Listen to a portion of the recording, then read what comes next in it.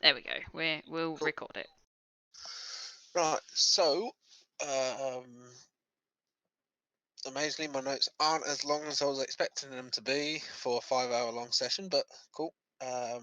We found out that the elf with Draxus's, Vanok in the Feywild who's got wit is Jane, so she's not dead. Russell helped him, Draxus, finish off his coat. And I believe Anthony went off that evening to do some experimenting with the bangle. Then informed most of the group in the morning that he was able to open a portal at least for a few moments. We collected, well, they collected the horse and cart. Niko had a chat with the can't remember the exact name, but the dark elf from the Shadowfell. Had a nice little chat with them a little bit after somehow making his way into the mayor's mansion, which I'm still gobsmacked about, which is amazing. Um, then Anthony informed Drax a little bit about what he was doing. We headed off onto the road up towards Divinon. Blah blah blah. Anthony, one evening when we stopped, Anthony and Draxus went to experiment with the bangle. Anthony opened up the portal. Draxus couldn't quite work out exactly which realm it was, but on scrying managed to see Wit in a very familiar room, not in very good state, but alive, cuddling her kitty. Um, then on examining Anthony, working out that it's a very risky thing. He's attempting to turn himself into his own battery for the bangle. Niko showed Draxus the sword and explained that it was cursed. We would have sorted that out. Da, da, da. We got to Divinon. Ladinia went to talk to Arton about how some of the things she proposed was and see how things were going. The rest of us went to Docks, had a little chat. Kegbot got a new little centipede clockwork toy similar to Spyro's little clockwork pseudo dragon. Da, da, da. Then uh, Anthony sort of let slip via Doc on sort of what he was doing. Leoxon wasn't too pleased about it and left to go drinking. Draxus went to the graveyard to see Alphas, who gave him some spells, told him that we would owe him. Draxus said we would owe him a favour for it. Informed him that he would keep an eye out for possible rare swords or anything that he may hear of that may be a good replacement for Niko, and informed us that we were no match for Vanok, especially if he had companions with him. Uh, I can't remember. I think Niko went to the alchemy shop, chatted with the gentleman there a little bit. Then in the morning, Ladinia took Russell off to see Samuel the bear, while Niko went to the Swiftfoot Crier to post some. That's it. Went to the alchemy shop to grab some books and some bits and pieces to help Lanta up in Shatbear, and then posted them via the Swiftfoot Crier, and we gathered some supplies and such before We were waiting for Ladinia and Russell to get back to head out, I believe, unless I've missed anything. I don't believe so, and I didn't remember us actually doing all of that last week. It felt like we barely did anything last week. Ladinia told her brother that the mayor was working with the. Oh, yes. Yeah. No. Sorry, I generally write my notes via Draxus's point of view. No, that's fine. I just like to know the fact that this is going to come out like be like the mayor's either crooked or in the back pocket, or it's going to be fun to watch. Or he's gonna blow up the town, you know. Well. Well, if he's going to go, we may as well help him. Sorry, guys. Okay, so yes, you have gathered outside of Dravinin. You've all checked in with who you wanted to check in, brought some supplies, and you're all ready to start your journey up to Sigvormen, the capital city of the Orcs. So, you leave Dravinin, you know it's going to be about a week's journey, even with your cart. You leave Dravinin, you start on your way, you go through the swamp a little way, by turning left instead of going straight ahead to where you would meet Shatbear. Takes you about half a day, but you end up coming out of the swamp on the other side to the sort of just north of where that says Tyrant's Lands. Less swampy here, but definitely more foresty, and you can already feel that it's starting to turn a little bit colder the sort of further you go. But is there anything anyone's wanting to do in this first day while they're travelling?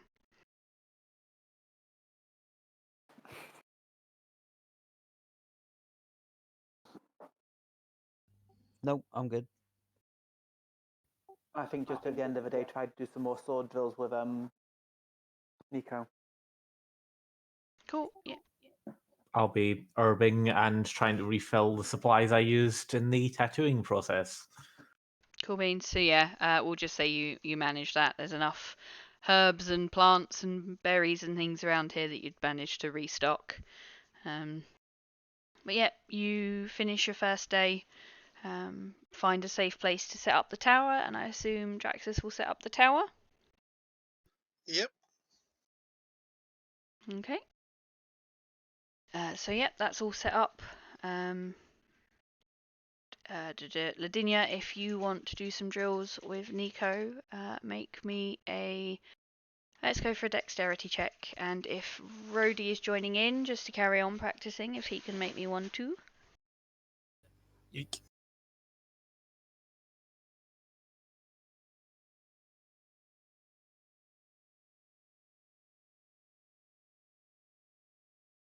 Becca. Mm. Can Leoxin also join in on that? Yeah, sure, absolutely. Make me a dex check.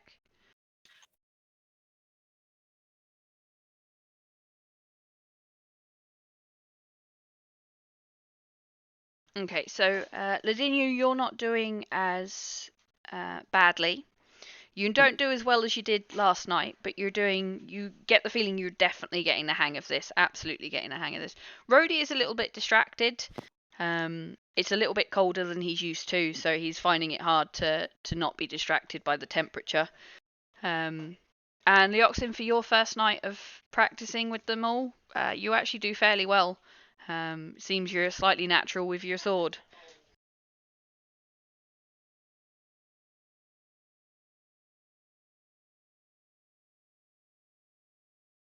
Okay.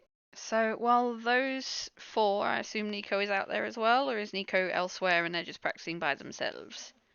No, Niko's there, giving him a proper training session, like he normally does. Cool. At the end of it, Rhodey will turn to you and go, "Sorry, I wasn't very good tonight. It's a little bit cold." That's all right. And you can't be great all the time. I'm surprised you're not frozen inside. Niko will kind of grab the top of Rhodey and give him a shake, see if there's anything actually inside. And if it is now frozen. Sorry, what are you looking to see if snail's frozen? If Niko's not really had that much interaction with Rhodey, so he's just gonna kind of grab the top of the keg and give it a shake, see if there's anything, if he's actually got anything inside, and if Okay. he has, if it's frozen or freezing. Cool. So he will just think you're trying to give him a hug, so he will hug you as you shake him. There is liquid inside, and by the sound of it, from what you can tell, there's potentially chunks in there, so you believe it may be starting to freeze. You should probably go inside.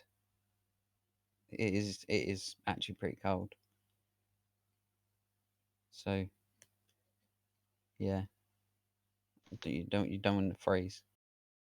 Okay, thank you, Mr. Niko. Thank you for the practice.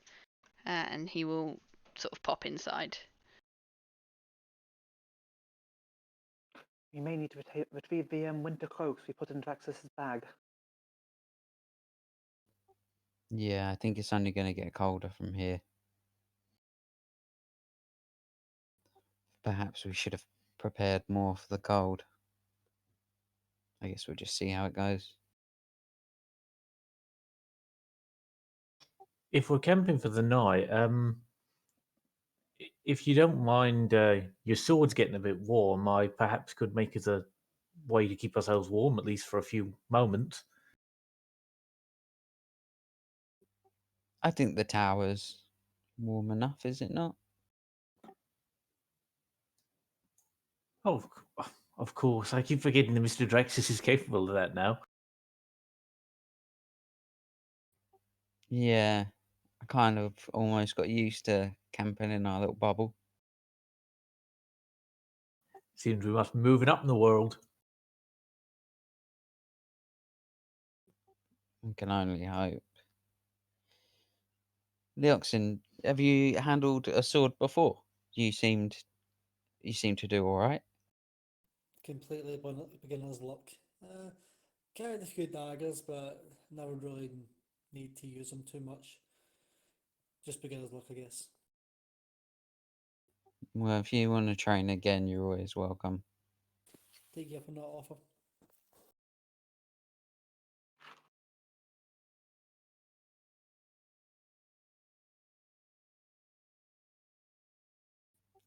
Quick question: how is Nico's chopped in half finger looking? Is it healing all right? Is it looking all right?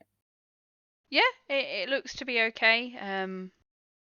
Obviously, it's really weird to have a finger missing, but he's slowly getting used to it, and it doesn't look like you've managed to get it infected or anything like that. In fact, it looks like it's like potentially the thing that snipped it off has maybe got a little bit of healing property in it, because it looks like it's knitted your skin together quite well. Good, good. I now know what I'm doing this evening. So what is Anthony doing this evening?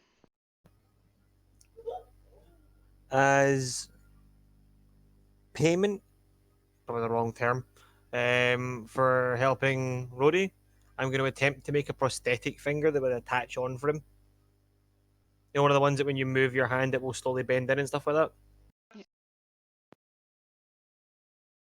Yeah, I know. So make me a tinkering tools check.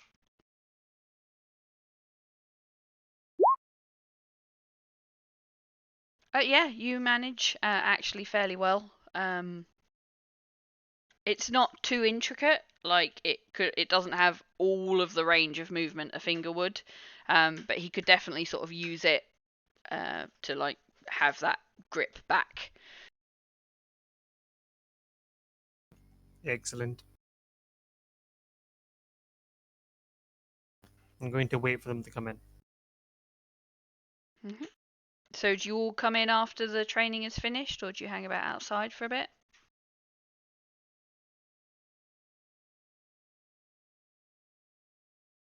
Nah, probably head in after training. Like I said, it's pretty cold. Kind of worried that Rhodey's gonna freeze over, so probably head in. Okay. So yeah, you're sitting there waiting as they all walk back in from the training. Rhodey's looking a little bit. He's a little bit cold. You can see him sort of shivering a little bit. Lavinia doesn't look like it's even cold outside. Tracking physiology. The other two sort of you can see you can't with Niko, but with Leoxin you can see a slight pink to his cheeks and end of his nose where it was cold outside. You can look at Rhodey and go, Rhodey, go by the fire for a wee bit and heat up a little bit. Not too close though. Okay. Niko, Yeah. if I remember correctly, when we first met, you lost an appendage. He'll kind of look at his hand. Yeah. Yeah, I did that. May I see the missing appendage, please? Sure. He just hold his hand out. I'm going to take the prosthetic one and slightly fit it on him and go, this isn't perfect yet. I'll make a better one at some point, but this will give you the ability to grip things slightly better than not having it at all. And that's actually really handy, if you'll excuse the pun. Thanks. It's crazy how you find time. How did you find time to make all these things, man? My time is either making things or making sure Leoxin doesn't try and drink Rhodey. Leoxin was outside with you. I had free time. I mean, that is almost a full-time job, so... Yeah, it's a lot of electric shocks.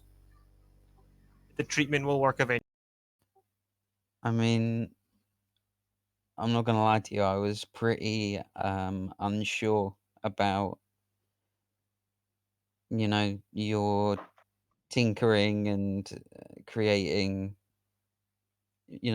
small keg constructs.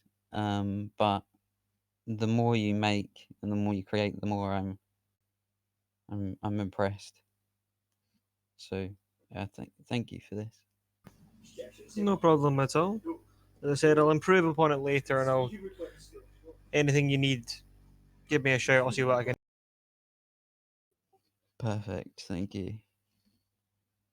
He will spend a little bit of time just gripping his kind of sword with that hand and stuff, just getting a feel for it.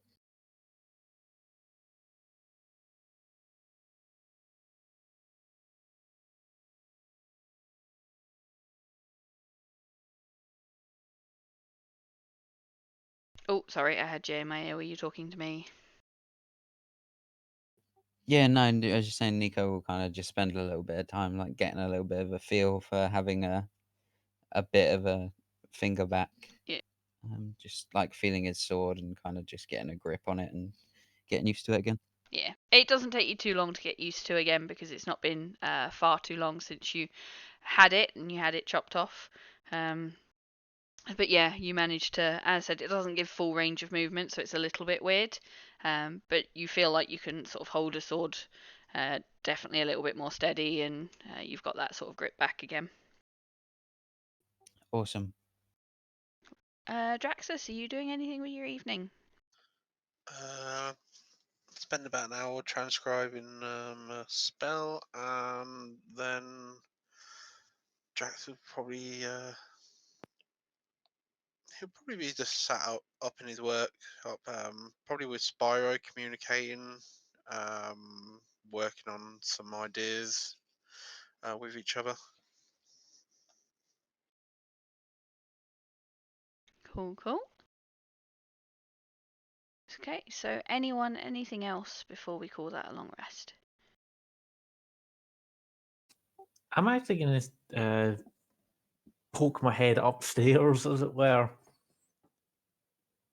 Mr. Drexus, you wouldn't happen to have a bit of iron or something I could purloin for a moment?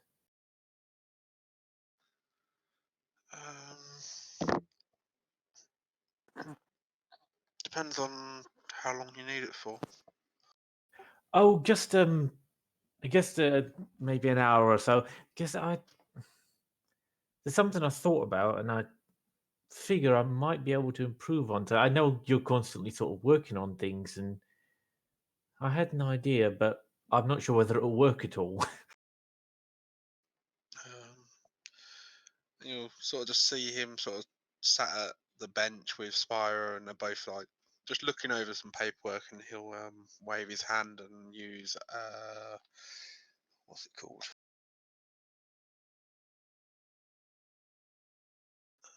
Minor conjuration, and roughly a 3-foot long bar of iron will appear. Perfect. Thank you very much. I'll be outside if you need any help with any more enchanting. I should have quite a bit of power left over. Oh, you're good. We're working on something a little bit different, but definitely be of use. But yes, don't cause too much trouble. It'll probably only hang around for about an hour, so That's plenty of time. And I'm going to head outside. And I'm going to try and look at the way I cast heat metal and see if I can change things a little. Just gonna see how exactly it works. Okay.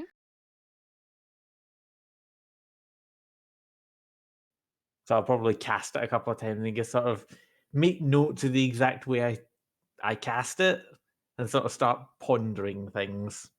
He's having ideas. Okay, that's fine. So yeah, you sit there and you cast heat metal a little bit, a couple of times, and watch how it sort of just the metal goes from cold to just radiating heat, and certainly that part of the metal becomes slightly more malleable.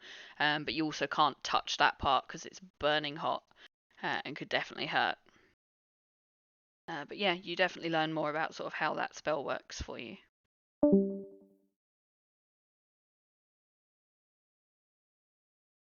Oh, we just lost Connor. Where is it that he's messing around with this? Is it inside or outside? Outside. He would. He's not the sort of person that would play with fire indoors. Spoil sport.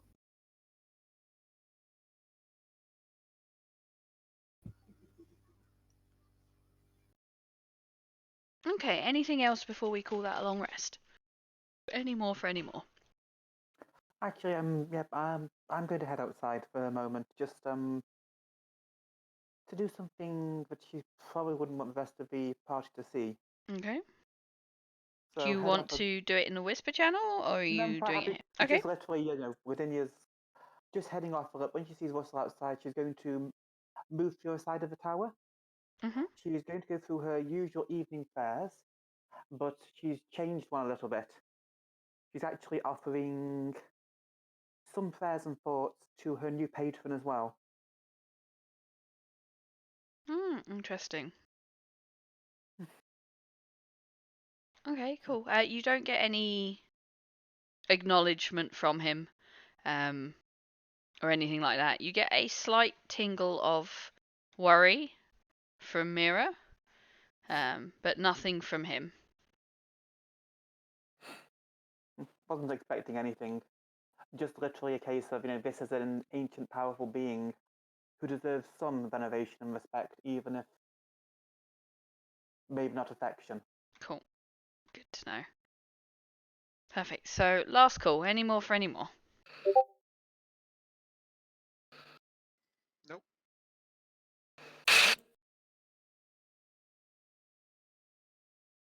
Cool. So we will call that a long rest then. You get up in the morning, all ready to go. You have your breakfast.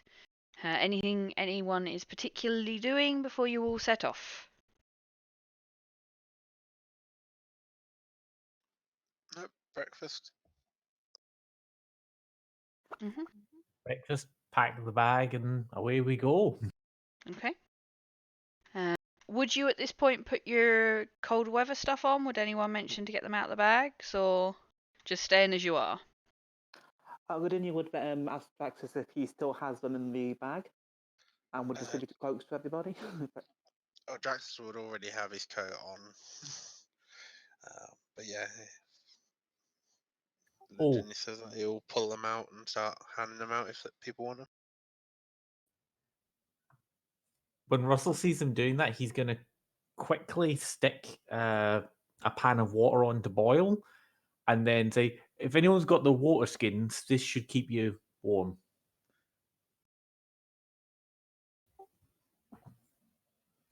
So anyone who wants, who can have a basically a hot water bottle that they can tuck about themselves to try and keep themselves warm a bit. I'll grab one of those.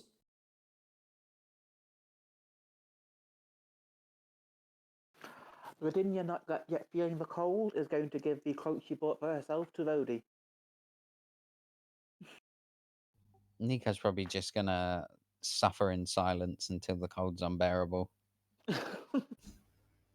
Anthony's pretty much the same. He's going to sit there and go, if it gets that cold, I'll just put the armor on.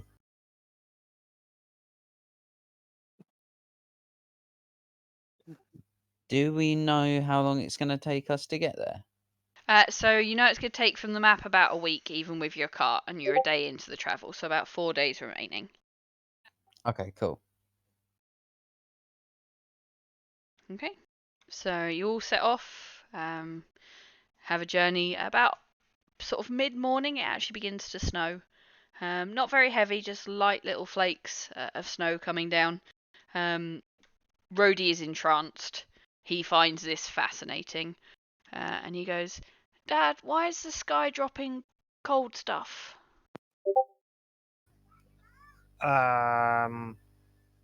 Is this an internal monologue Anthony said goes, how do you explain this to a child? I can explain the chemical composition of snow, but that might not work. You know rain? This is very cold rain. Oh, first time I'm seeing it as well. It seemed like small parts of the cloud were falling, but I suppose that makes more sense. Clouds can't. Remember, clouds can't fall out of the sky. They are magical and stay in the sky at all times.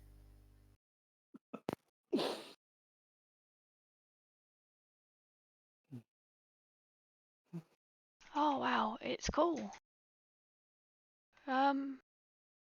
Why is it not? Why is it turning to water on the ground? Because the ground is warmer than the sky. Oh, okay. So if the ground gets colder than the sky, will it land on the ground? Yeah. And then there'll be a big white blanket on the ground. That sounds like fun. Do you think we'll get to see that? We probably will, yes. Yay. And he'll sort of snuggle down into his jacket, his cloak, and just sort of sit in the corner of the cart, shielding himself from the wind. Who is driving the cart, and is anyone up there with them, or is it just them? I'll be up in the car but not driving. Who's driving the cart? I believe our resident druid is, who is currently away. Ah, okay. After all, he's the one who has any kind of affinity for land-based animals. Good point. Okay, so as the Oxen's here, we'll get the Oxen to do it. Can you make me a perception check with advantage, please?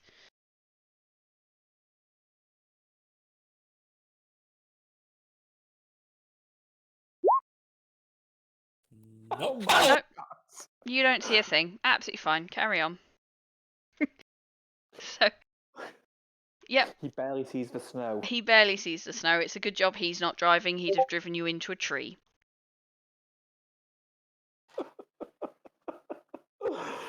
That's fine. Now you're here, Scott. Can you make me a perception check, please? Oh, thank God.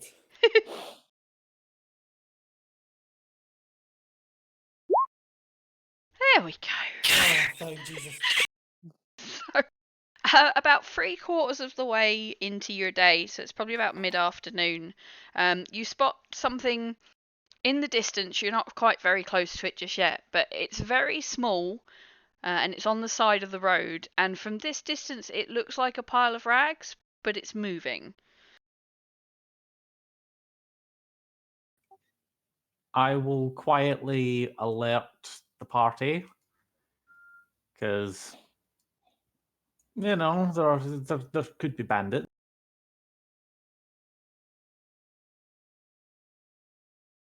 And he's been bitten once before, but he'll sort of let them know. Guys, a little bit ahead, there's something moving. Looks like rags.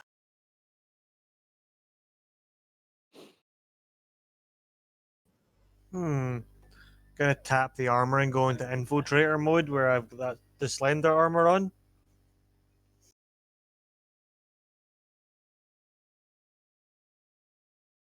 Maybe we should take a quick look.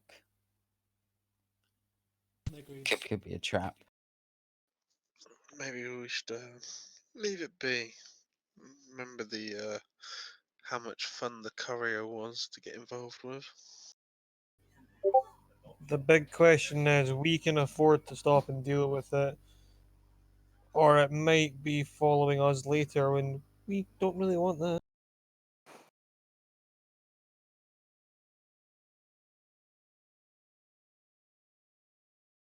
I'm actually going to have a look around off the road, see if there's anything else that could be lying in ambush if we stop.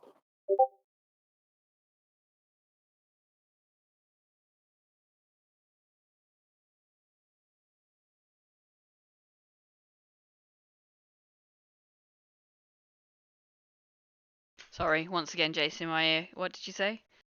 With this small bundle of rags being brought to our attention, I'm going to have a look around off the road, see if there's anything, you know, Okay. that could And- be lying in ambush. Yeah, make me a perception check.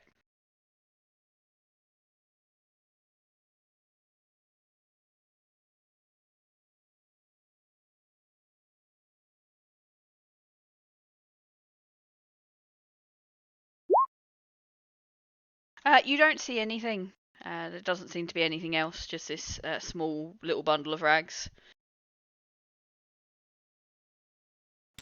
Russell, if you want to stop the cart, and I'll go up a little bit just to see if it has anything, and save us all getting into trouble if it is. Just keep your distance. I've seen things and I made this mistake before.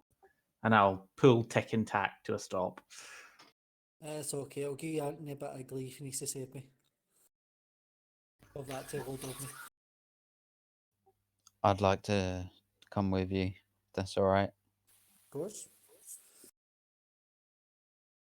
Niko will draw his sword. I'm going to ready an Eldritch Blast, just in case anything pops up. Okay. I'm just gonna come out with them as well, but I'm still in the armor. I'm just gonna say, Roy, you stay here. We'll deal with it. Okay, I can do that. You'll watch him sort of stand up and just sort of occasionally poke his head above the cart and then duck it down again. Got to use your sword to defend Ladinia, remember? I will do. I need to know what's coming, so I'm going to keep an eye out.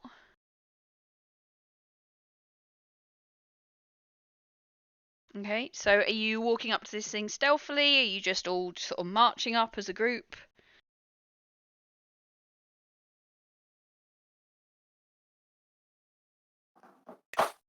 Probably just be walking up normally. Walking up, but I am going to ready. No, I'm not. Never mind. Yeah, Niko's just walking up, but staying cautious, but not being particularly stealthy. Okay. So you all walk up and you're within probably about 3-4 meters of the bundle. Now you can see a little metal cup, very small, like almost child's teacup size, and a little potentially handwritten note. It's just scribbles. None of you can read it. I'll sort of walk up and go, hello, are you okay? You'll hear it, and the bundle will sort of stop moving and just sort of yeah, won't move. Is there anything we can do to help? We can't really read your sign, sorry. It's a bit So it'll take a second or two. Actually, make me a persuasion check.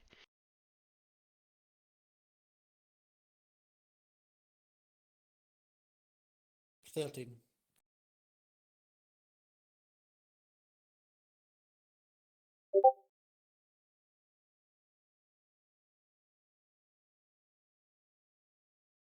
Okay, so you'll watch as this little eye pops its head out, pops out, attached to.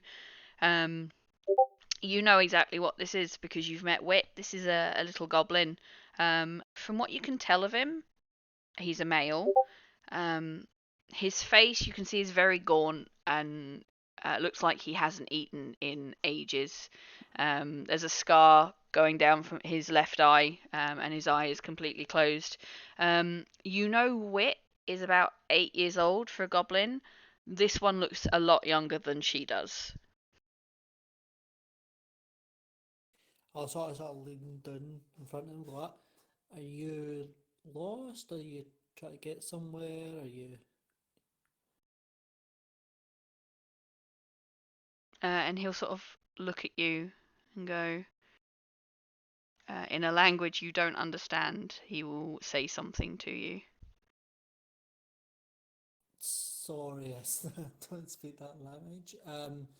I'll speak in the languages I know and see if any of them twigs. Common, Elvish, Abyssal, Draconic, and Infernal. Any of them ring the bell? No, none of them he responds to.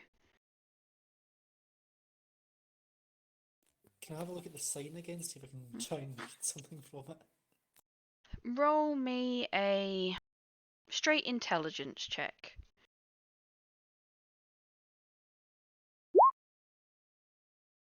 Yeah, no, you can't read it. It just looks like scribbles. I'm just going to turn round to the cart and go, Draxus, can you come help translate? You know more languages than most folk. And Russell, can you get some food? This child looks rather malnourished. The second you raise your voice to call out to the cart, he ducks back under his rags.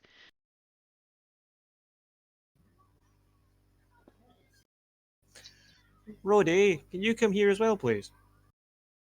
But what about defending Lavinia with my sword? I may have someone that may need your sword slightly more. Do I get to stab someone? Is that how they need my sword? No, you might need to help someone. Okay, I can do that too. Sorry, Lavinia. You have to protect yourself with your own sword. And he'll climb out of the cart and waddle over. Gathers will just sort of lean over and just go, give me a couple of minutes, and he will pull out his book, flick through, and start ritual casting comprehend languages. Mm-hmm.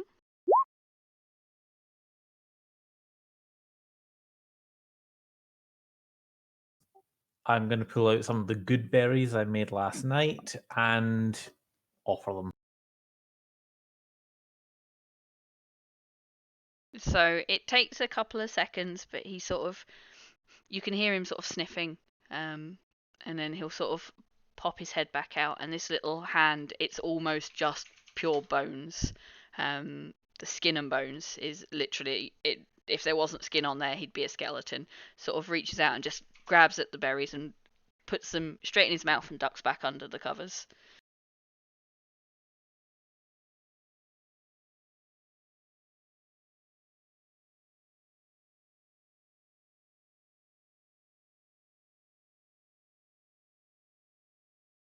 At this point, Rhodey's walked up, and he's like, "Why am I helping a bunch of rags?"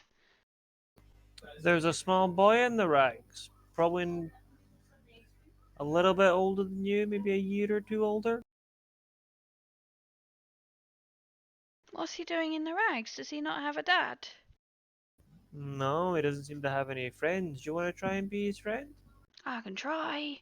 And he'll sort of waddle up very carefully. This is the carefulest you've ever seen him be, and he'll sort of just plop himself down next to the rags, and he'll just sort of tap just slightly outside and go, "Hi, my name's Rhodey. Who are you?"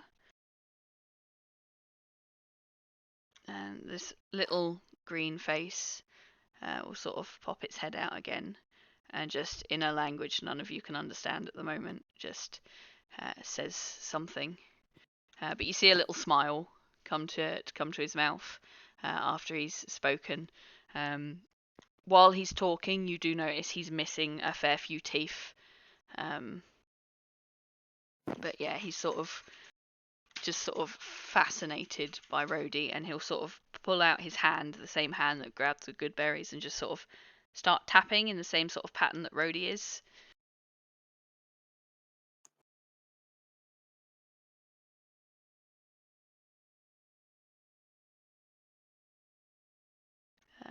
It takes, is it 10 minutes to ritual cast? Yes. Okay. So after sort of probably about 5 minutes of Rhodey just neither of them understand what the other one is saying from what you can tell, but they're just talking at each other and just tapping. The little goblin will just reach out his hand and just pop it on Rhodey's, and you'll start to see him sort of coming out of the rags. He is not wearing anything on his top. He has just sort of very short shorts on his bottom half, sort of torn, and you think they used to be trousers because you can see sort of where they've been torn and ripped, and they're very, very dirty. He's got no shoes, and he's literally, you have no idea how this little one is still alive at this point, because he literally just looks like a skeleton with skin on it. And his ears are very, very long for a goblin's ears, but you can see sort of chunks have been taken out of them. And he just sort of sits there looking at Rhodey and sort of holding his hand.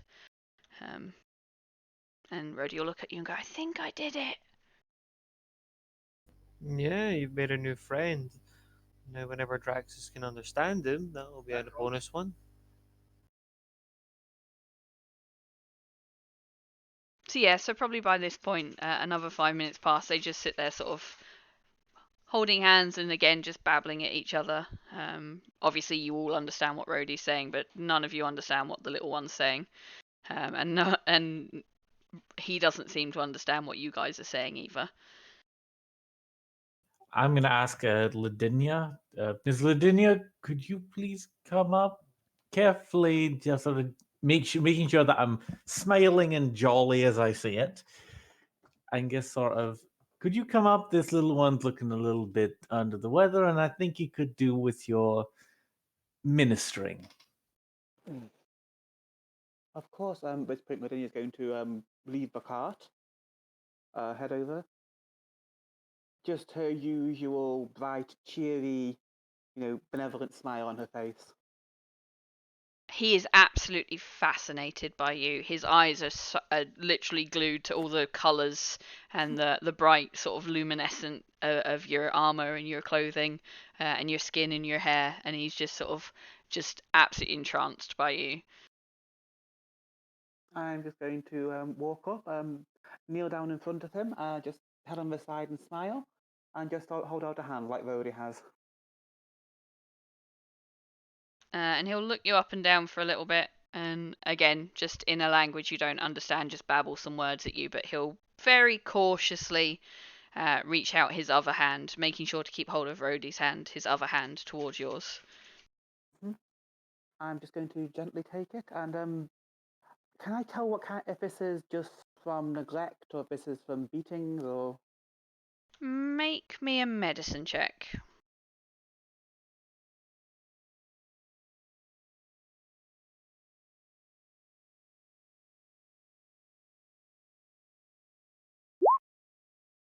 Okay, so you can tell by looking at him that he is about 2.5 years old, if that. The wounds, so the scar over his eye, the chunks out of his ears, the teeth missing, are definitely something that's been done to him rather than something that nature has done or he's accidentally done himself. With how thin he is, you also know he's probably not had a decent meal for a good 2-3 weeks, potentially more. Okay. Lavinia is momentarily heartbroken, but is not letting it show on her face. Instead, she's just going to start singing softly in Celestial. Okay. He will giggle slightly to start with, and then he'll start not in a tune nothing like yours at all. Start just singing another sort of song. From what you can all hear, you have a feeling it's potentially a lullaby, maybe. It definitely has the sort of melodic tune of a sort of lullaby, but none of you can understand what he's saying at the moment. But we will say that has been the 10 minutes, and Draxus is now able to comprehend languages. He'll then sort of pop his book away and head over, sort of squat down a little bit in front of it and sort of just like gesture to his mouth for it to speak. He'll look at you and go,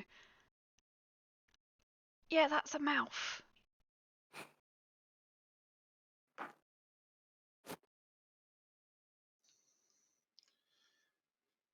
I assume you do not understand what I'm saying.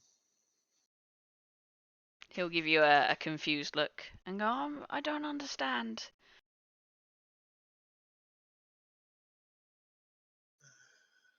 And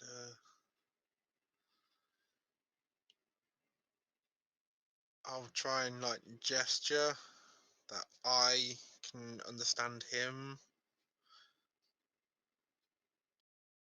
Okay, let me make a roll for him to see if he gets what you're saying. While he's doing that, Draxus, maybe Spyro will be able to help, maybe getting the messages across if that sort of works like that. Yes, well, Spyro can only transfer pictures and feelings, unless, and Maybe see if they can I'm do. guessing it's Goblinoid that it's speaking, and neither of us know He is Goblinoid. speaking. Maybe if you can get Spyro to maybe give him a feeling of like safety or something like that. Maybe we can get him in the cart, keep going until we get to the rock capital and see if we can somebody that can help him.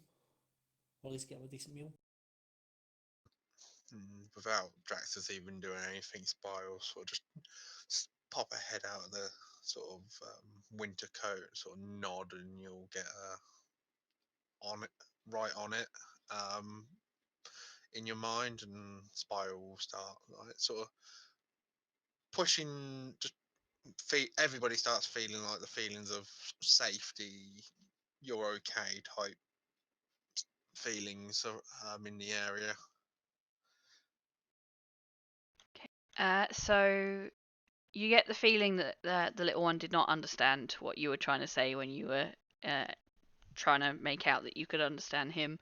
And you'll watch as everyone started to feel the feel of safety and things. He just panics a little bit and then sort of calms down and goes, "That's a cool trick. That's really cool." Draxus just nods at when it says that. And he'll look at you and go, "Do you know what I said? Nods again. How can you understand me, but I can't understand you?" He'll sort of just wave his hand a little bit and do mage hand. Magic. That's so cool.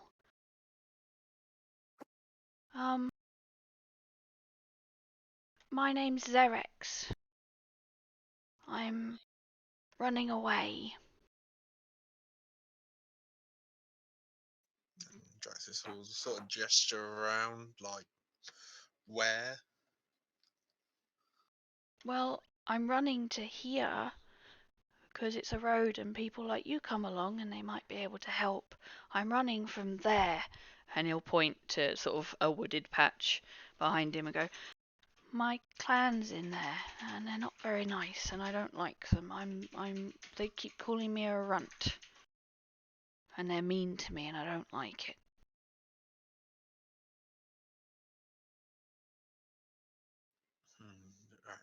just sort of turn to the rest of the group and go, its name is Therit or something. It comes from a clan over, and he'll gesture in the direction. Supposedly it's a runt, and it gets picked on, so it's running away. They're planning to do something mean. They tried to get me to do it too, and I didn't want to.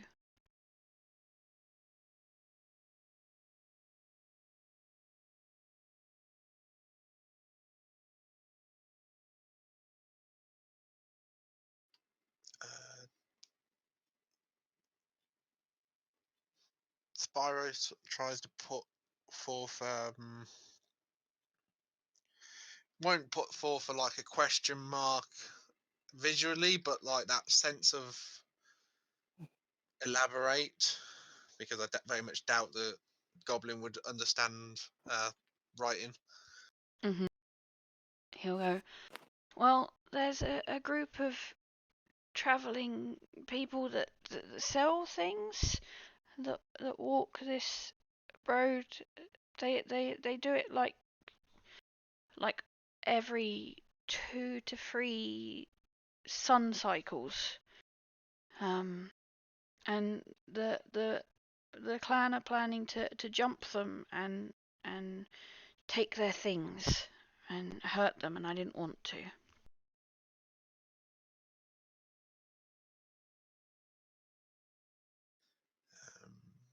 I'll try and get across when, today, tomorrow. They should, if the leader is right, they should be coming later this afternoon. I was hoping to be gone before then. And again, Draxus will sort of relay the information. Supposedly the goblins are planning on attacking some trader or someone who's coming along here later on this afternoon.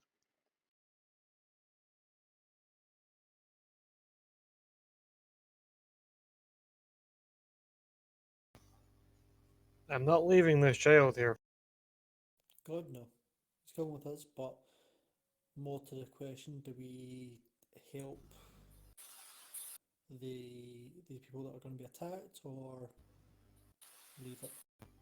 I hate to burst your bubble, Leox, and we can't take him with us either. Why? We are currently planning to go up north to an incredibly cold place. We cannot take a creature that is barely surviving on their own with us. They would not survive anything. We want to travel into a different realm by a magic gateway to fight something. I'm not Get thinking. I'm not thinking that long term. More just till we get to the capital, we can game bag food, game map, and then let him on his way. Or we can stick about, stop the goblins, help the merchants, and leave the boy with the merchants, where he'll have a few. Yeah, I mean, Orc capital's not going to be like Dravinnen or anywhere else we've been. I mean, this child can't handle himself around other goblins. He's not going to survive a second around orcs. Orcs are 10 times more brutal than a goblin could ever be. It's not going to be a walk in the park up there, and taking a child is just going to be it's just going to be a no go. Oh, I thought I like mean, if we can secure a place for merchants, we can always send him south to Titan's Flute. I'm pretty sure Sheridan would like to look after him.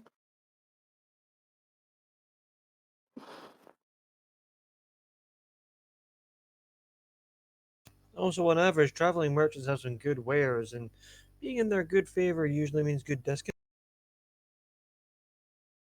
And also have a chance to do good. I'm sure you meant to put that in there as well. I'm sure the word good was in there along with the word discount. Draxus, can you try and see what the sign that is holding was saying? Draxus will point at the sign. and sort of like questionable look. Oh, you want to see my sign? He'll pick it up and he'll hand it to you. And as he hands it to you, you're able to read it because you're touching it, and it says, "Small goblin child will work for transport in very, very broken goblin." And it's very hard to decipher to start with. It takes you a couple of tries. So, as you say, it takes a extra minute or two. Well, takes a little bit longer, and it's basically a hitchhiking sign. He'll work for a ride. Merchants would be ideal then. The boy will have a future if he goes with the merchants. Be that not the greatest future, but he'll still have a roof and clothes and a fire to rest beside. Well, again, I just thought that the orc capital would be the same as the other towns I've been to, but if it's going to be different, then maybe not. And that completely depends on the type of trader that comes this way. Who knows? He might take the boy and sell him into slavery. Question is, are they going north or south? These merchants, are they coming from Sigvorman or are they coming up from Dravinen?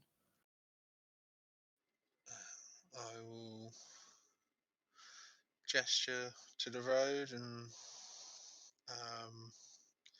try and mimic the words that he used for the travelers on the road the best I can. And then Spiral just literally indicate, show him a picture of like tradesmen and merchants, and just point which direction.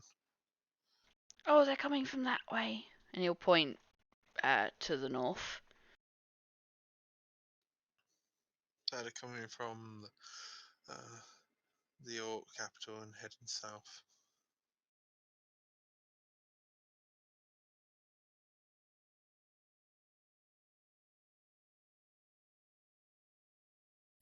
So what do you propose we do? We wait here for them to come, make sure they get through safely, try and see if they'll take a goblin with them.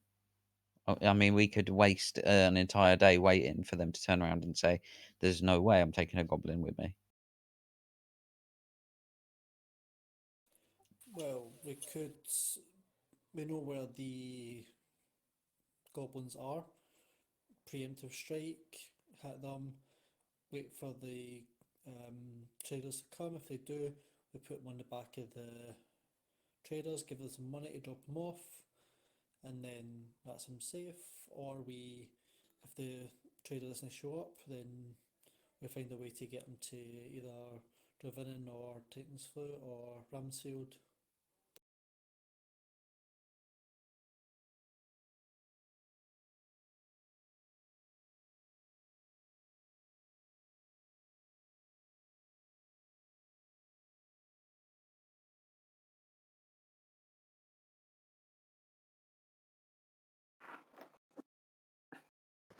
I mean, if push really comes to shove, as it were, and we need to get them somewhere safe, I mean, is Shatbear that far back the route? And I mean, that innkeeper seemed friendly enough. We could perhaps stick him in there for the time being.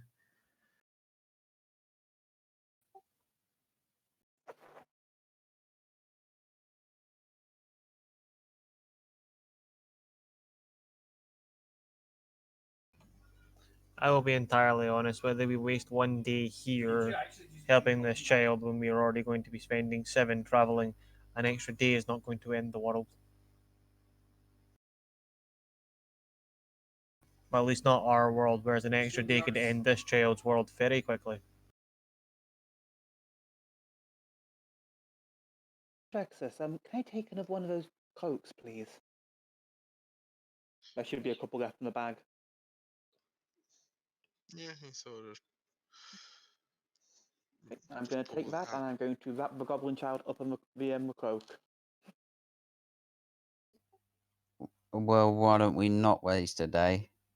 if we're going to preemptive strike on these goblins, we just run in, slaughter a goblin village, take the boy with us, continue heading north, and then when we meet the merchants on our travels up, we'll palm the goblin off then. No waiting around. Get it done. Sounds good.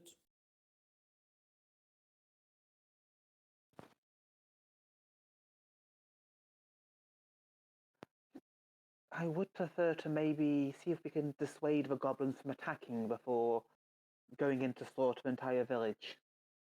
As you can see, there are goblins who do not behave this way, so maybe just a change of who is in charge could dissuade them from raiding.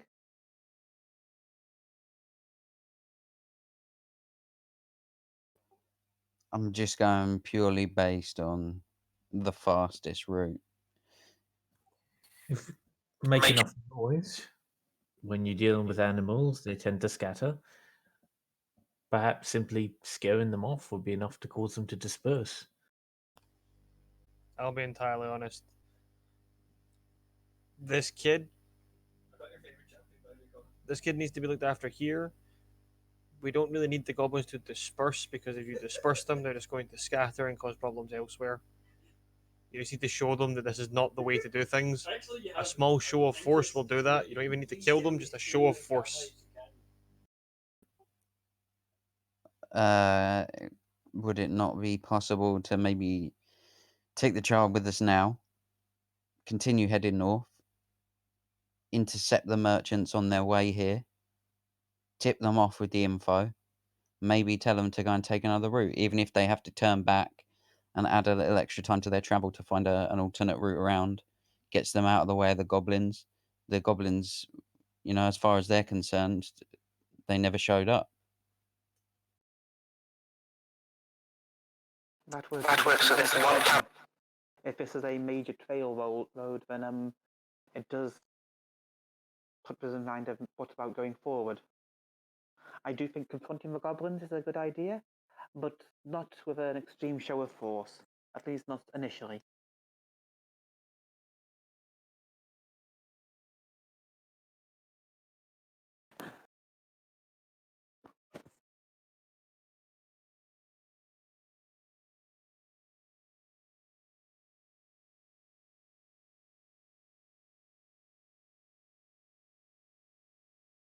All right, let's go. See if this child can take us. If the child's even willing, we can barely communicate with the child as it is.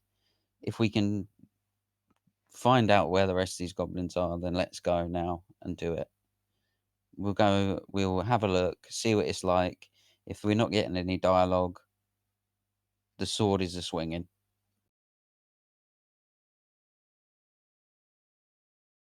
I'm just not happy to wait around. Let's get this done. Agreed.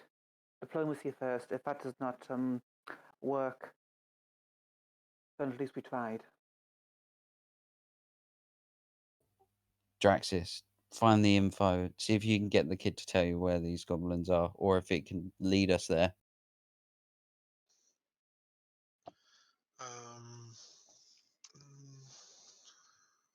Praxis will sort of exhale a bit, like reluctantly at first, and try and gesture for the goblin to show us back towards its camp, or back towards its home. Why do you want to go back there? They're mean. And he'll just sort of try and basically via Spyro and himself gesturing, they wish to talk to your leader. It's not my leader, not even a goblin. Stupid hobgoblin.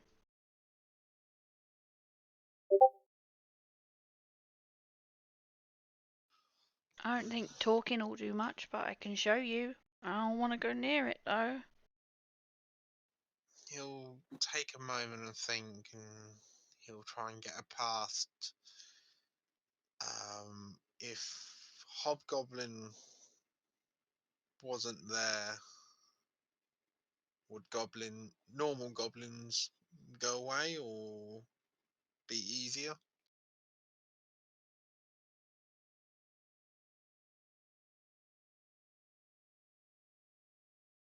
They wouldn't go away. Goblin boss is almost as bad. But Hobgoblin is really mean.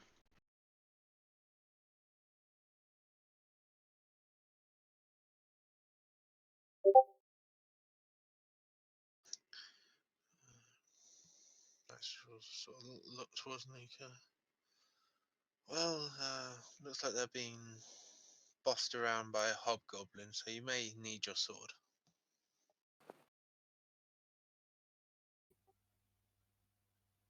I'm just willing to get this done. I don't care who's in charge. Well, I'm willing to just carry on and get moving, but if we're going to Yeah. do something, please hop to make a decision. Let's go talk to them first. If reason doesn't work, we kill a few as a show of strength if they get violent, and then hopefully they then get scared. The traders then pass, we go back to the Orc capital, tell them what's happened, and either send someone to come and deal with it, or they make sure that traders are more precautious when they come down here. Alright, let's go. I will warn you, my patience is wearing very thin.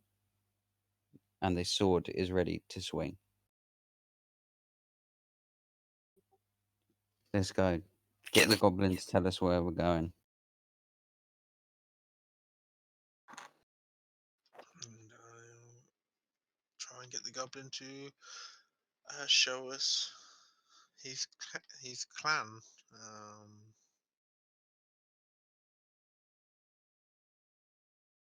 Okay. Okay. I said, I'm happy for you to go try and talk to them or whatever, but I don't want to go close. They're mean. And he'll sort of step up. He's a little bit wobbly on his feet, but he'll shrug off the coat and go, "It's a bit big. I can't wear that and walk."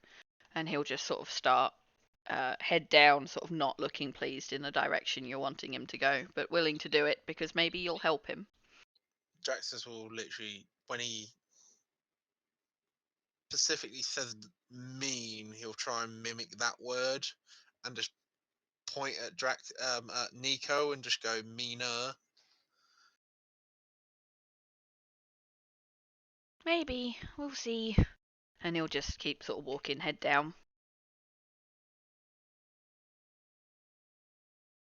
And he'll lead you probably about 5-10 minutes. And you start to hear loud sort of chittering. Draxus, you still understand it, but no one else does. And it's like, we need to be ready for tonight, boys. We're going to get a good haul from those people coming. It'll set us up for life. Or until the next time we're bored. So what's the plans? Are we going to jump them? We're going to hide? We're going to lead them off? What are you thinking? And they're all just sort of sitting there making battle plans. And I will bring you to the map so you have a rough idea. Because you're sort of getting to the edge of the tree line and you can start to sort of see the little place they've got set up. From your perspective, you guys are down.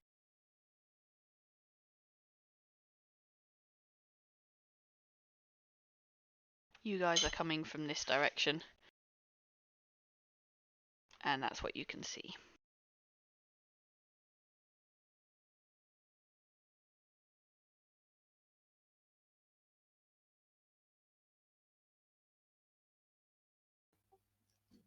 Whoever is keen to make some dialogue, go ahead.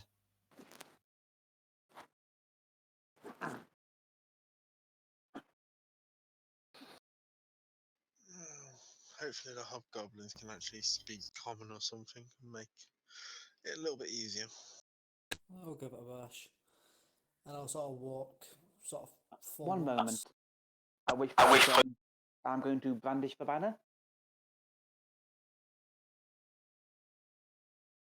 and follow up behind. Yeah, Nico's gonna follow also. Sword already drawn. I'm going to tell Rhodey to stay with our goblin friend, and if anything happens, to shout for us or to come find us. Will do. And then I'm going to join in, still fully armored, except I'm going to quickly swap armor types, so deactivate and reactivate, into the guardian form, so I'm a lot bigger. Mhm. So if you all want to start bringing your tokens onto the maps, onto the mapper.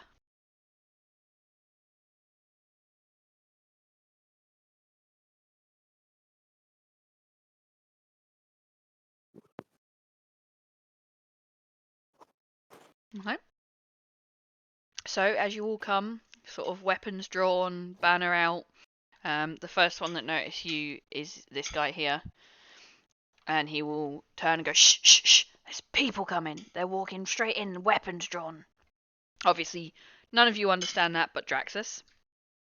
But you'll all watch them sort of step up, start facing you, start moving in this sort of general direction, and also drawing their weapons. I'll sort of say this in every sort of language that I know, one after the other. We don't mean to fight. Does anyone speak these languages? And I'll list off the ones that I know and see if I get a response. So common is instantly the second you start speaking common.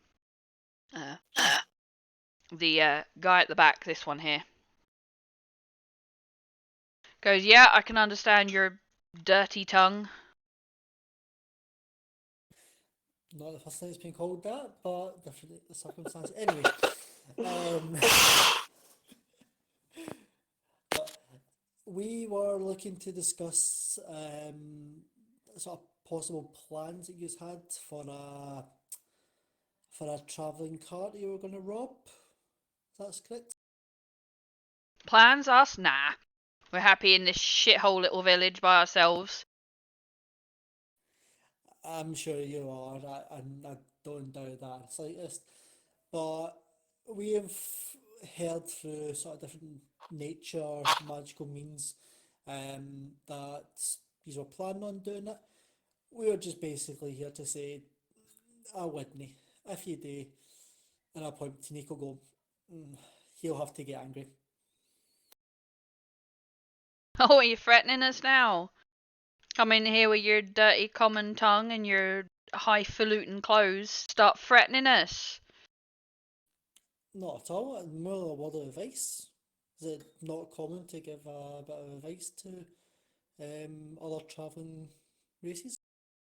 And how did you find out about this so-called plan? I bet it was that little shit Xerix. Is he with you? I want to take out the rest of his teeth.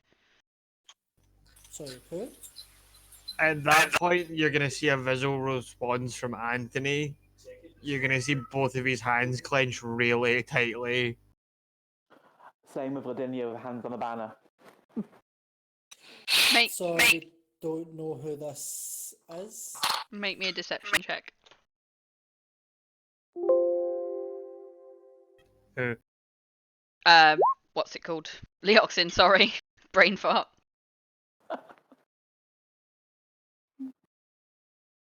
I am rolling crap tonight.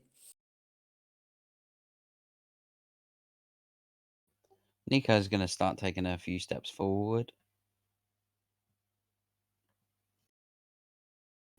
I'm also going to take a few steps forward as well to about there.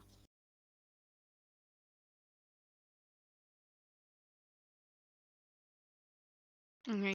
She goes, alright, so maybe he hasn't fucking snitched. Wouldn't surprise me if he fucking had though.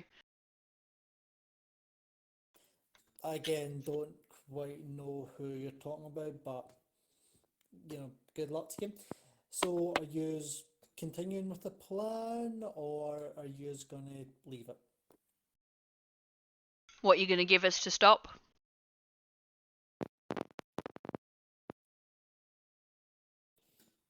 What would you like?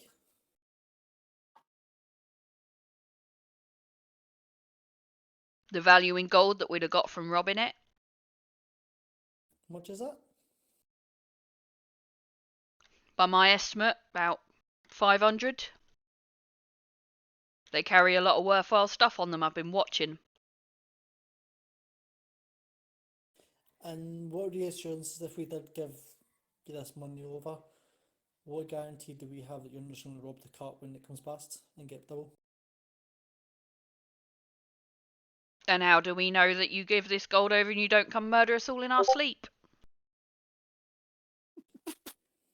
Well, there's no guarantee that we will do that, but I understand. I'll discuss it with my team and I'll turn around, guys.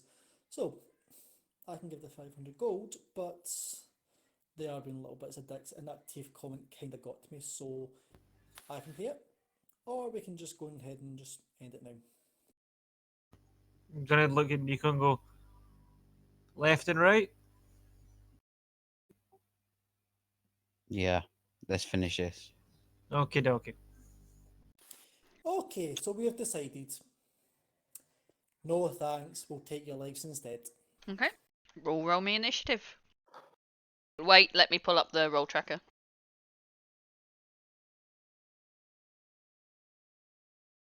There we go. Now you can all roll me initiative.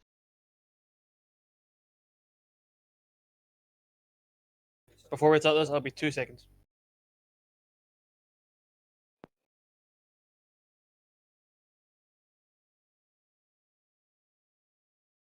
Beck, I think I'm deactivating my account after this.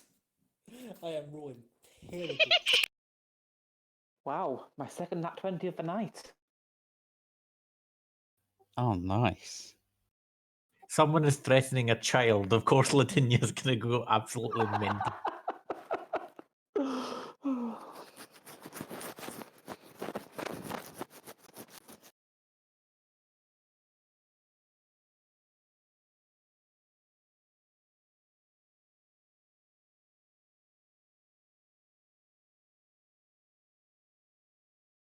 Okay.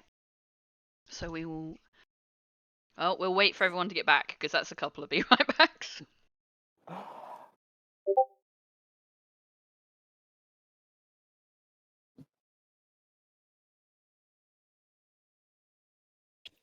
think that's already back, Traz and Foss. Cool beans. So, Ladinia, you are first.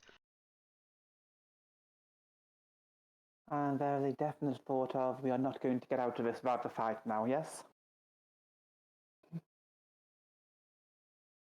You've just heard Leoxin tell the goblins, we've decided we're going to take your lives. So yes, definite distinct feeling that you're not getting out of this without a fight. Whew.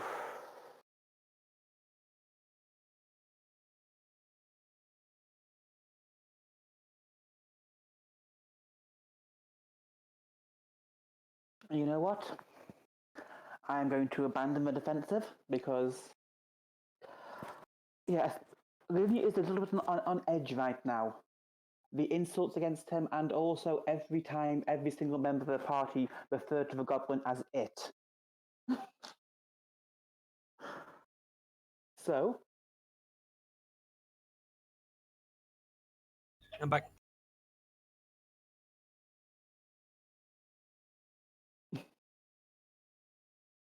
I'm doing his spirit guardians. Okay.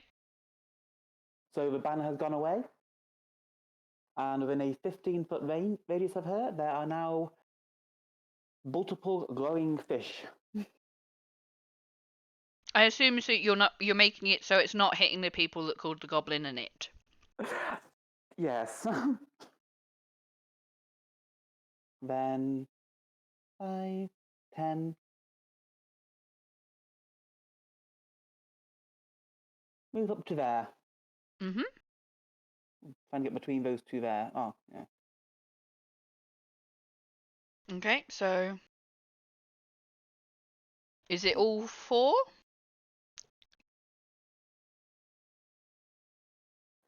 I believe it is.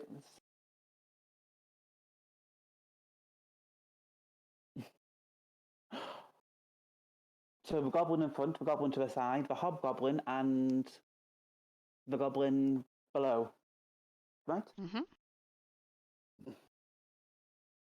So Let me at the start make. of those, would it be the start of their turn?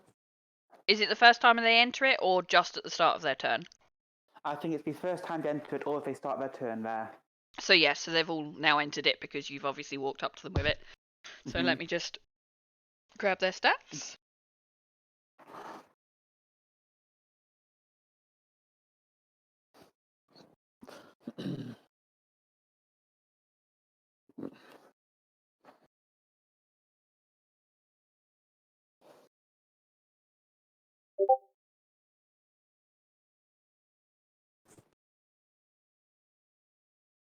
Okay, so wisdom save. I'm sure this will go swimmingly for them all. So this one here rolls a 15. So he takes half damage. That's 4. Okay.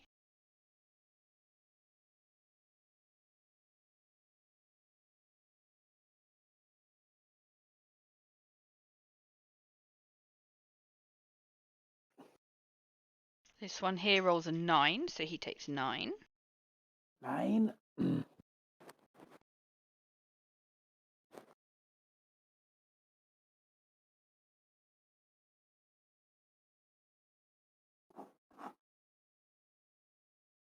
This one here rolls a 3. Another 9. Yippee. And the hobgoblin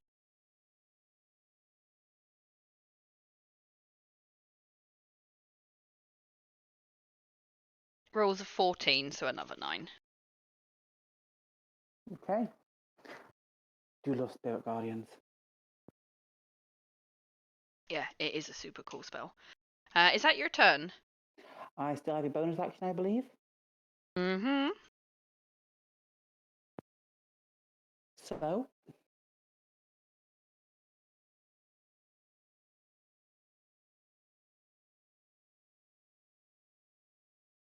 Yep, squiddly monstrosity there. Like Grasp of the Deep. Okay.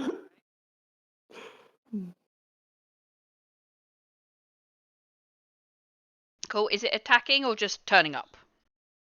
I can attack with it as well, can't I? Mm-hmm. It's a bonus action, I believe. It is, yep.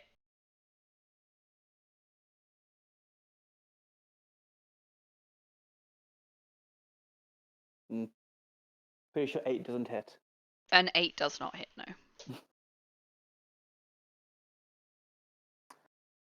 Putting paid to both her sponsors. Indeed. And that's the turn. Okay.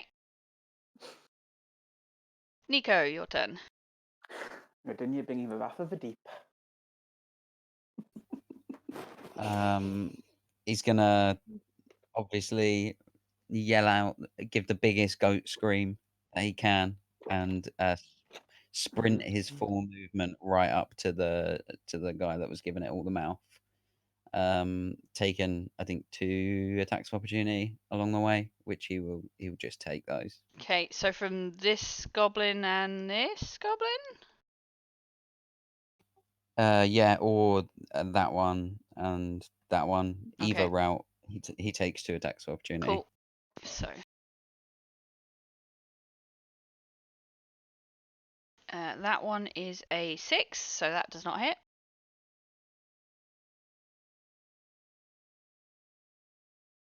And that's a 17. Does that hit? Yes. So 7 slashing damage. Halved. Because you're Correct. raging. Yep. Cool. Goat screams. All right. Yeah, and he's gonna attack this guy, reckless. Okay.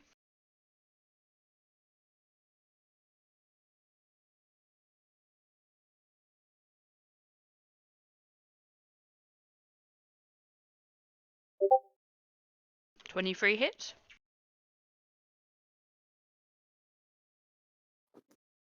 That was without the rage damage added as well, so there's another 3 on top of that.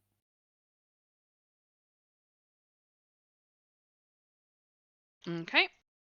And do you get a second attack? You do, so next attack.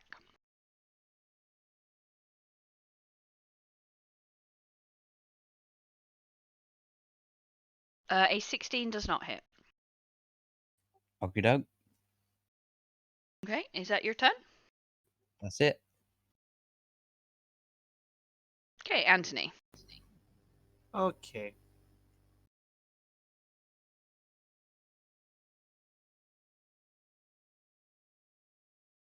Gonna walk up to this gentleman here.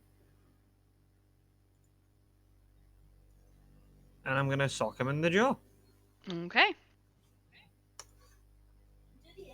10 does not hit. No, a 10 does not hit.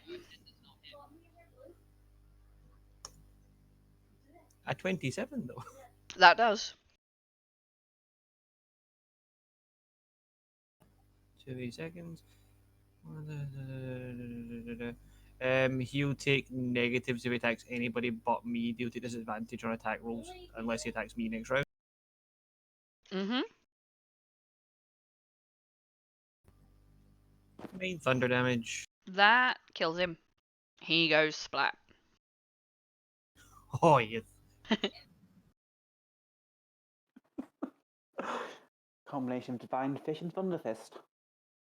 Divine Thunder Fish Fist. Is that your turn? Bonus action, I am going to increase my own temporary hit points by my own level, so I gain 6 temporary hit. Cool.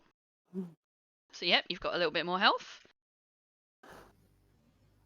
That is me. Okay.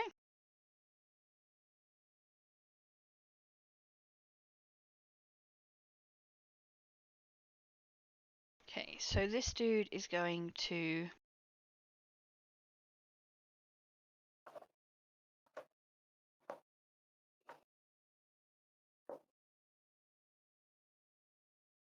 this guy is going to step up behind Niko. So he is flanking, and he's going to stab him with his scimitar.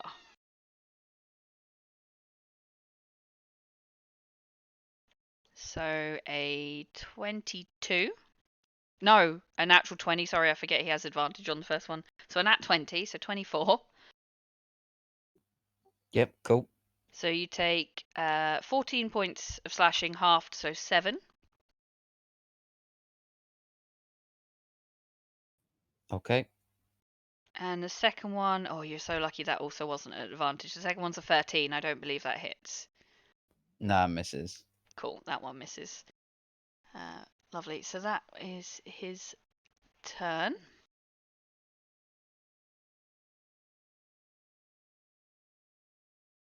So, this dude here with a tentacle next to him.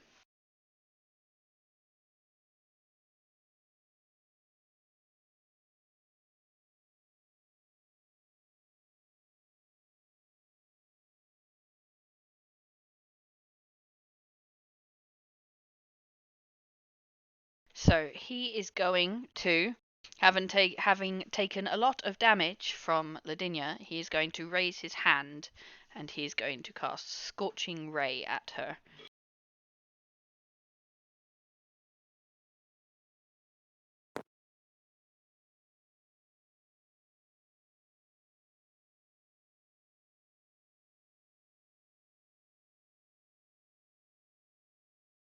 Which is apparently not going to work for me.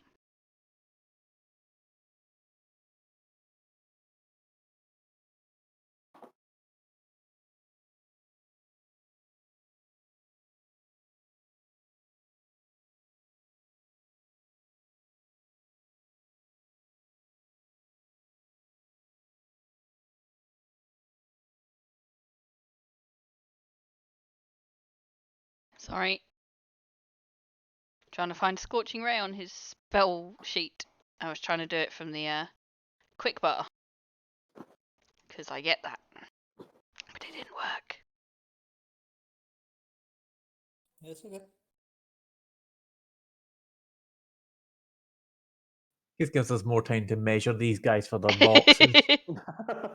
Exactly.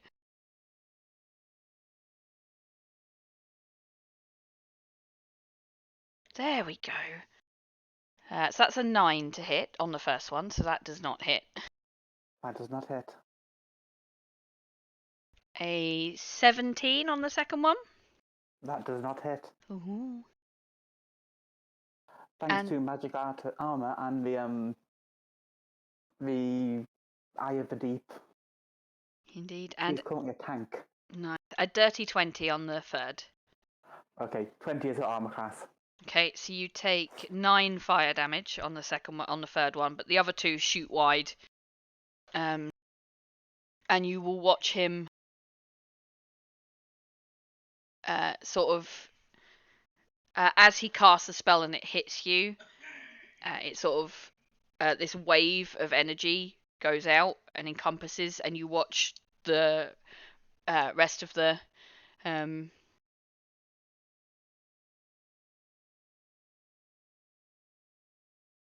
so it covers the rest of his allies, so the goblins, the other hobgoblin, and you watch them all have this sort of slight tinge of fire around them. You have the feeling that they're probably protected against fire in some sort of way. And that will be his turn. Yeah, that saves. So you manage to maintain on the spell.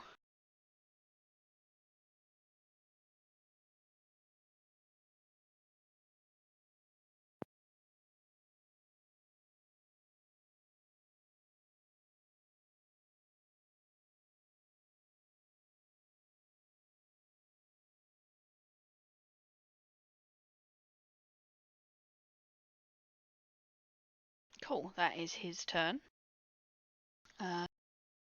This dude is going to pull out a short bow and shoot the dude that just killed his friend. So, Anthony. Yeet. 19 to hit. Yep, that connects. 3 piercing damage. Okay.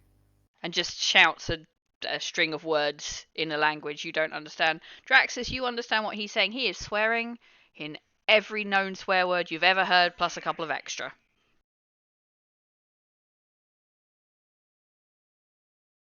How very pathetic. Okay, this dude is a little bit freaked out by the fish around him. Does he need to make another save, or is that the start of next round? It says when they enter the first time, or at the start, if they start their turn there. So I would say we wouldn't do a start of his next turn. Okay, perfect. So he's going to shoot at the lady that has cast the glowing fishes that hurt him.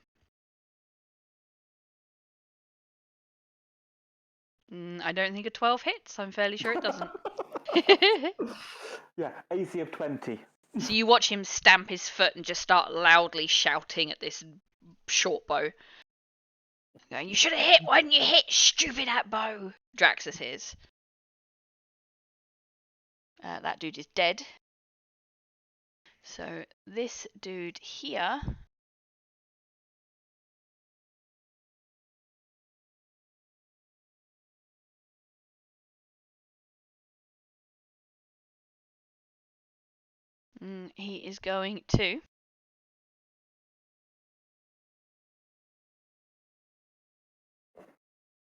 he is going to start off by shield bashing Niko, and he gets advantage because both reckless and flanking. So that is a 19. Yeah, that hits. Okay, so you take 4 bludgeoning damage halved, so 2, and could you make me a strength saving throw, please? I get advantage from raging, right? Mm-hmm.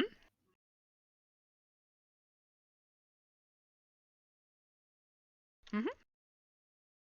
So you save, he whacks you around the head with his shield, and you feel your feet sort of, you go to sort of fall backwards, but you just catch yourself. And he'll look and go, huh, you can stand at least. And then he will give up with that and make 2 longsword attacks at you.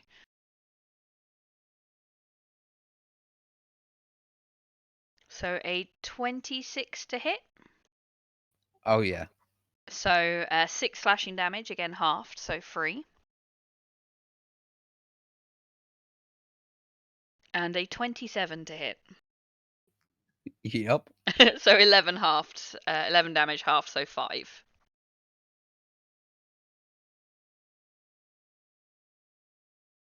And that is his turn. Russell, your turn. I'm going to jog forward a little.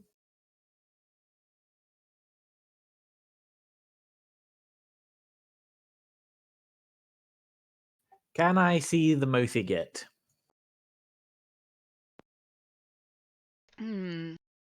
I would say so. This tent here is actually kind of small. And you can just about see around this one. So yeah, you can just about see him.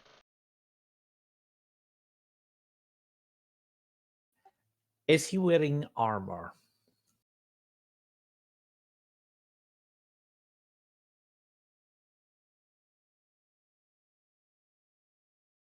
He I'll be is, yes. a little more so. Is he wearing metal? He is, yes.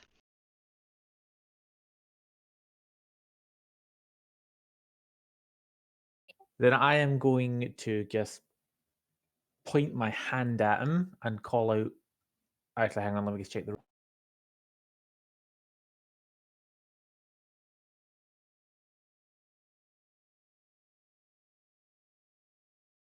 I believe he's within 60 feet. He is, yep. I'm going to point my finger at him and yell burn, and I'm going to cast heat metal on him. Okay.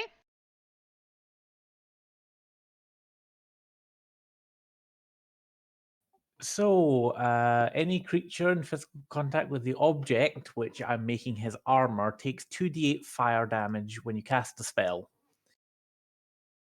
Okay, cool. So roll me the damage.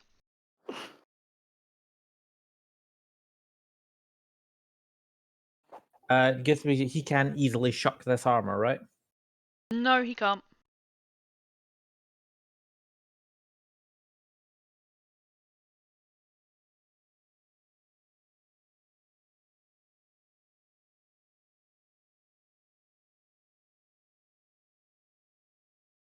So 8 points of fire damage, and You watch him just sort of look down at himself and laugh a little bit and go, "You made my armor glow."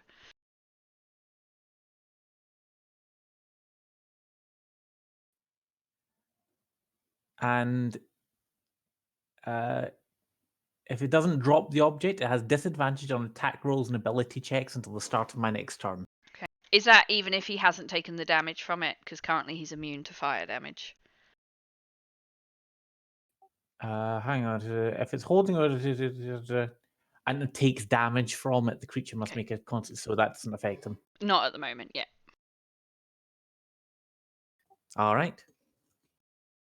Okay, is that your turn? That will be my turn.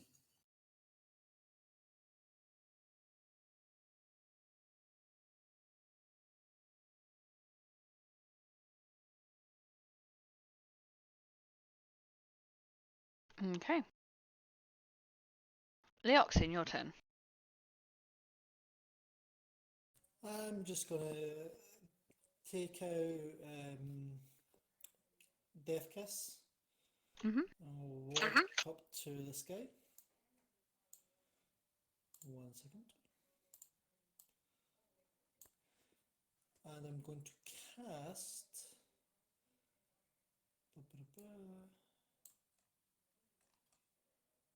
1 second, sorry.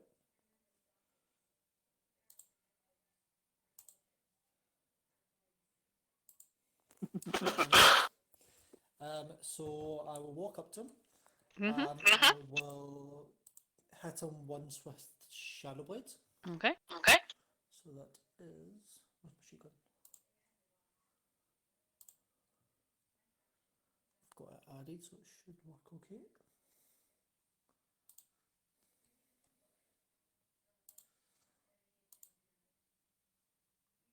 A 26 definitely hits. 14. Yep.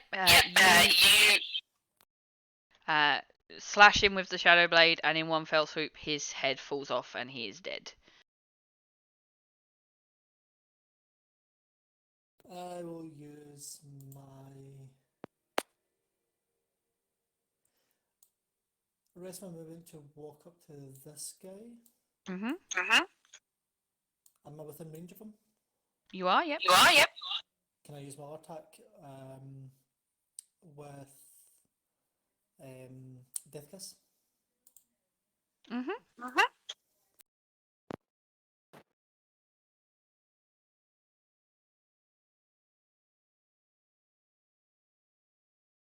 An 11 does not hit, I'm afraid. Not a problem. I think that's my turn. Okay. So it is his Shadow turn. Blade, such a fun little spell, right? I love Shadow Blade. It's so much fun. Tanky goblin wizard, swordy stabby thing. This guy, having had you now walk up to him, is gonna stab you. Perfect. A 22 to hit. Oh, that hits. So 6 slashing damage.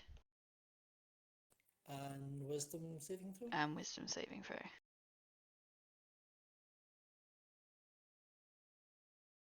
What's he making a wisdom saving throw for? Oh, you make a wisdom saving throw. I believe that succeeds. Yeah, it's 15 DC. Yeah, that's what I thought. Okay. Draxus, your turn.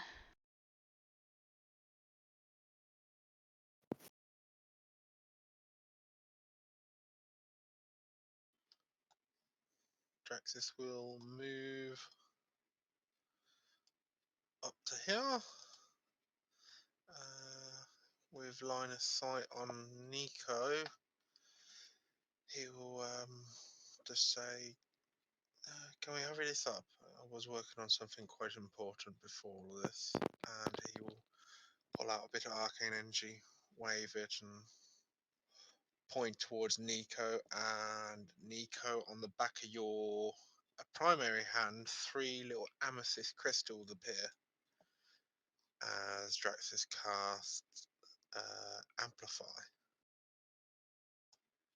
Next time you hit a creature with an attack, you can choose to expend any number of the 3 crystals and do an extra 1d4 per expenditure of force damage. Nice. And that will be Draxus. Mhm. Ladinia, we are back to your turn. Okay.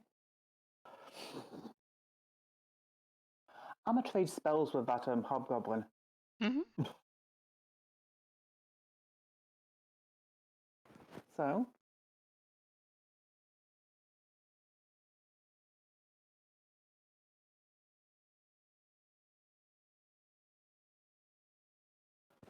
take the first one misses. The first one does miss, the second one hits.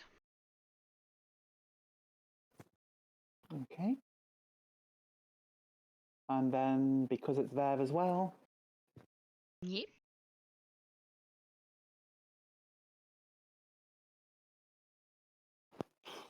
A 7 doesn't hit, I'm afraid. Yeah. Niko, we are back to your turn. Oh, sorry, 1 second. Oh, sorry, my bad.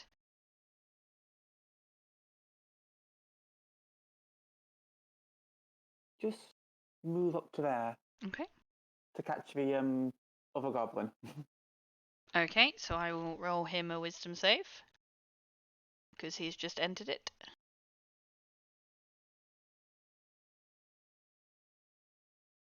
A 12, so he fails.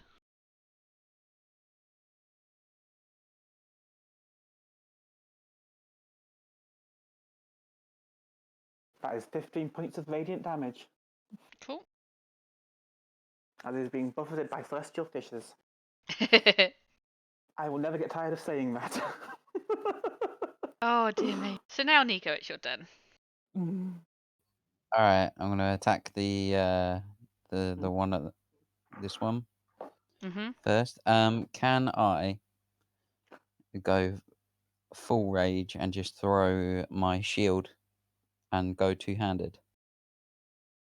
Yeah, I'll allow it. I'll say to throw your shield away as a bonus action.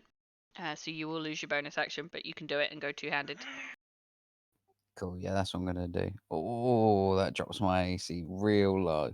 I thought a shield only gives you a +2. It does. Mm. I don't know why that's fucking about. I should be a 14. Depends on your fighting style. If there's one which gives you an additional if you've got a shield in your hand. No, I didn't take it. Was that hobgoblin maintaining a concentration on a spell, by the way, or was that just a bonus effect? No, it's a bonus effect. Okay.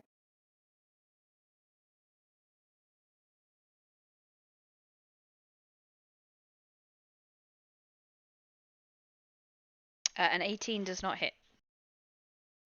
Oh, all right. I'll go again. Cool. A 25 does.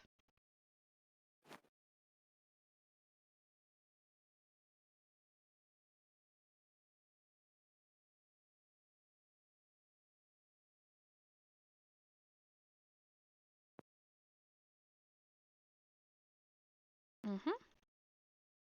Minus an extra 4. Cool. And I take a point back, and that's gonna be my turn. Okay, Anthony, your turn. Okay.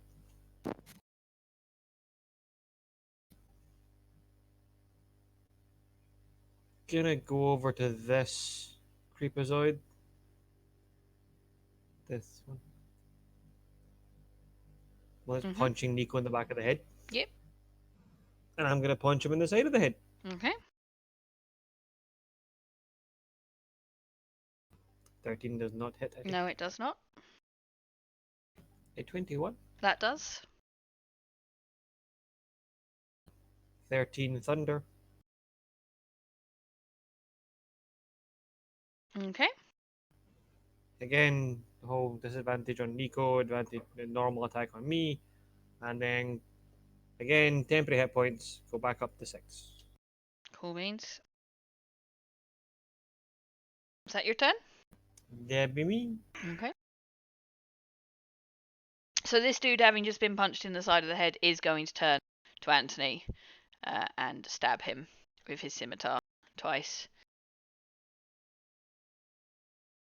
I did not think this through. So a 23 to hit. Yep.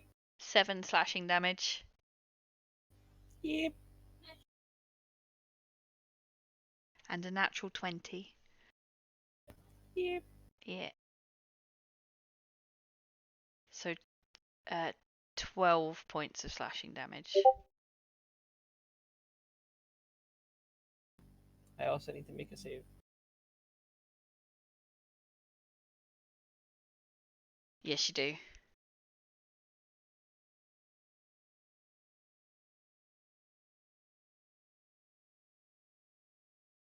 I can't remember what the DC for this is. Nor can I, and I haven't got it in front of me. Let me see if I can grab it. All these saves being made after attacks being hit.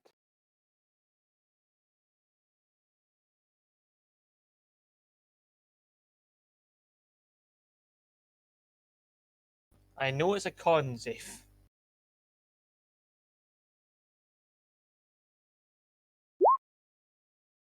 Yeah, you save. I'll try and find it for next time. Thank God. Cool. Is that your turn? Oh no, is that his turn? Yes, it is his turn. So this dude, he needs to make the wisdom save because he has now started his turn.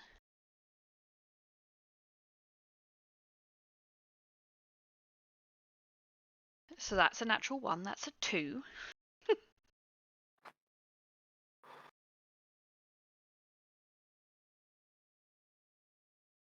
Do you want me to roll damage for them separately, or are you just going to use it as? I'll just use it as once you've rolled it once. That's it for the turn. So it was 15, right? It was.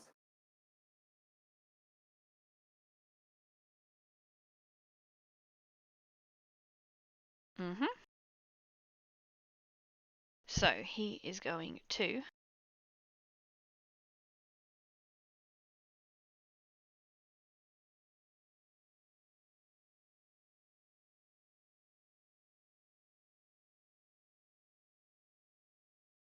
okay, he's going to move a little bit this way.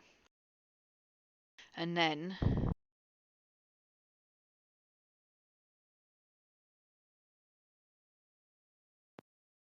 yeah, he is going to cast Fireball, hitting Ladinia, Anthony, and Niko.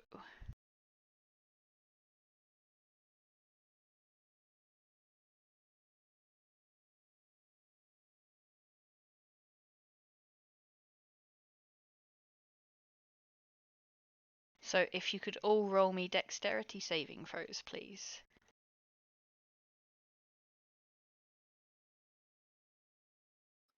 I can't see him past the 10, can I? No, you can't. That's the tall tent.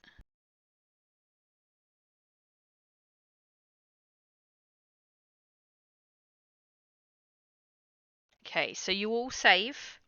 So you all take 16 points of fire damage. Can I use a reaction as well? You can, yeah. Still hit by an attack. Shield. Shield wouldn't work for this. Oh, it's not because it's a spell variant. Yeah. Sorry. No, you're fine. It's because it's an auto hit, not something that's actually attacking you.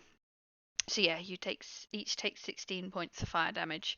Although you do watch the other hobgoblin start to go, ah, hot, hot, hot, hot, hot, ow, ow, ow, ow, ow, ow, as he pats on his armor.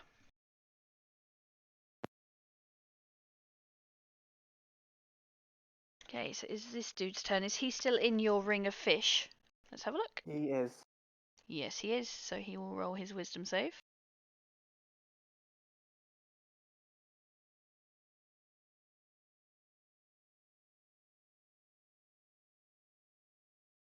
So a 12, so he fails. So he just dies.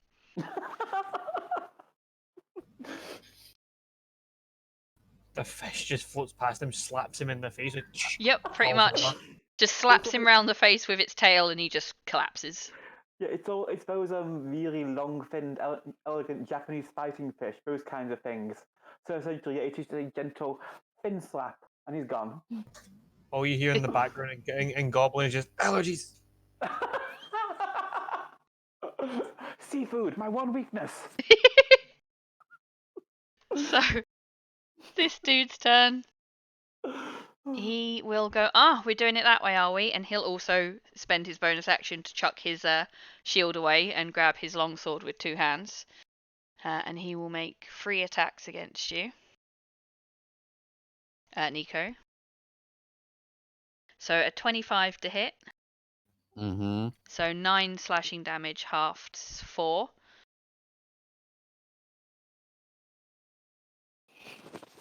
A 19 to hit. Yep. Okay, so that is 13 damage halved, so that's 6.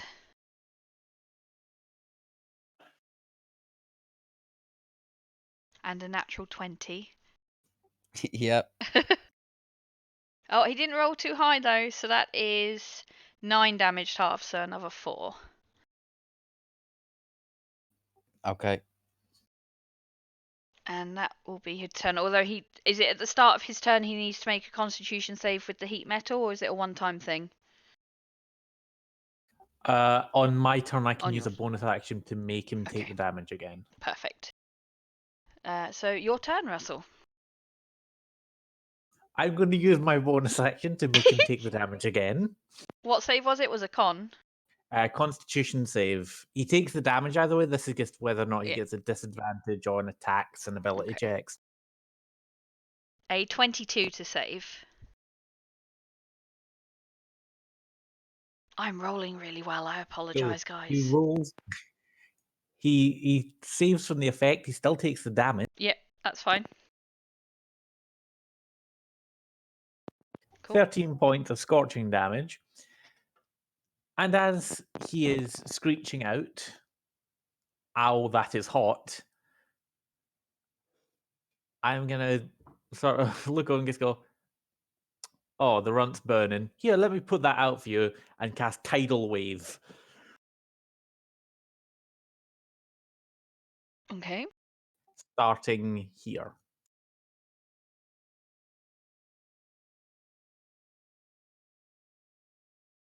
Okay.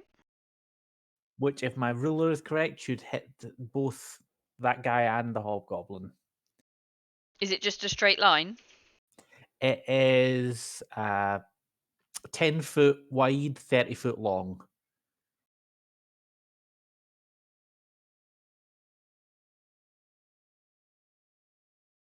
And so are you doing it like that? I don't know if you can see my ruler. Oh, I was literally just going to start it on this goblin here. So here. Yeah, and then go straight along. Yeah, so that will hit him and just about miss Niko and Anthony. So what saves do they need to make for that? Dex save. Dex save. That included me, didn't it? It didn't hit you, you're fine. Oh, thank God. So a 9 on that one, so he takes full damage.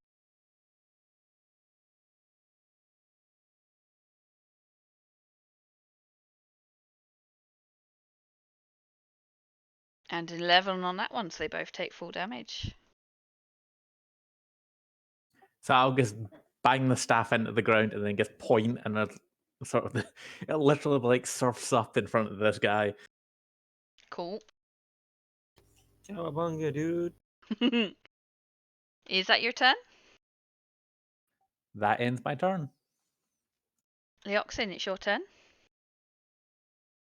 If you make your save. Yep.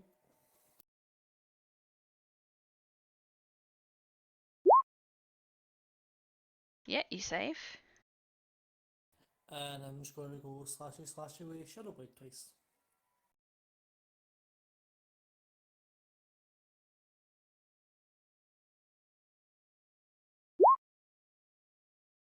A 12 doesn't hit and a 10 doesn't hit, I'm afraid. I am rolling terrible. I think I've stolen all of your luck. It's just payback for the high we here for the cult stuff. True. Is that your turn?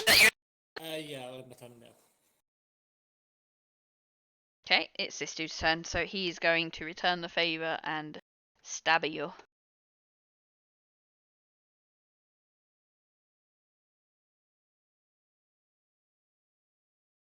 So an 8 to hit, I believe, does not hit. Nope. Cool, that was his turn. Draxus, your turn. Draxus will use benign transportation to pop over here. Mm-hmm. So I'll just have a look inside this tent, see if there's anything interesting. If it's just beds or if there's anything of question there. No, it appears to be just beds. He will walk 15 feet to here. Mm-hmm. As he walks past Niko, he'll just like tap the hand. He's put the crystals on the back of Niko's hand. That says, "Don't forget those." And then from there, he will use his bonus action to Misty Step over to here. And sort of just have a look over this tent, and that'll be his turn. Okay. Ladinia, it's your turn. Okay, so just need to check something quickly. I was looking it up there, but I actually forgot to check what I was actually looking at, so sorry, one sec.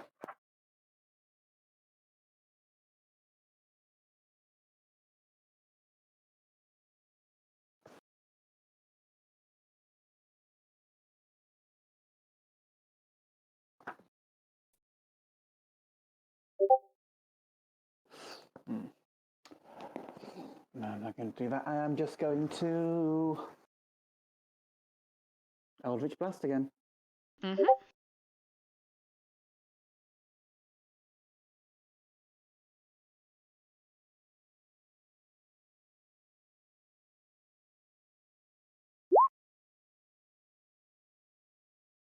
Cool.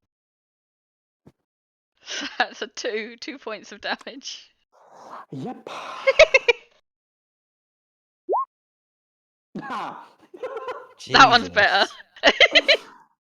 I'm sorry, what? I mean, you haven't irritated her, and she's taken it out on everyone else. I'm not talking. I think it's brilliant. Keep going.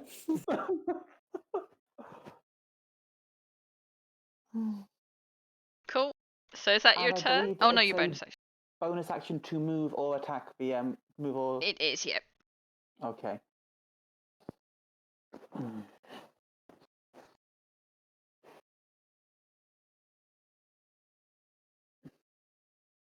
Can I actually move that now? That's a fun question. Oh, I can. Yep, Squiddly's going there. Cool. Is that your turn? That's my turn. Okay, cool. Niko, it's your turn. Alright, is he prone from the tidal wave? He's not, I don't believe. Does it knock them prone? Tidal wave, I believe, knocks them prone. Yes. Yep, so yeah, he is prone. Cool, so I'm not going to use Reckless because I gain advantage anyway. Mm-hmm.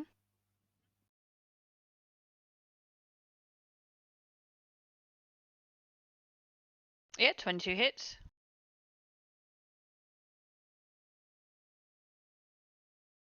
Also going to expend 2 of those orbs. Ignore that 2 for the rage damage. The second one. It's just a 7. Yeah, and do 2 of those orbs as well.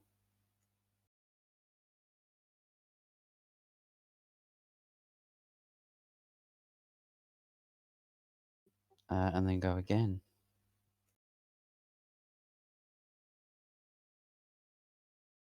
Mm-hmm.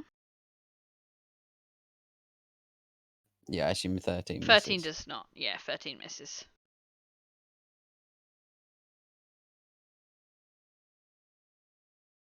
Okay. Yeah, it's going to be his turn. Perfect. So, Anthony, your turn. Go big or go home. Go big or go home. Go big.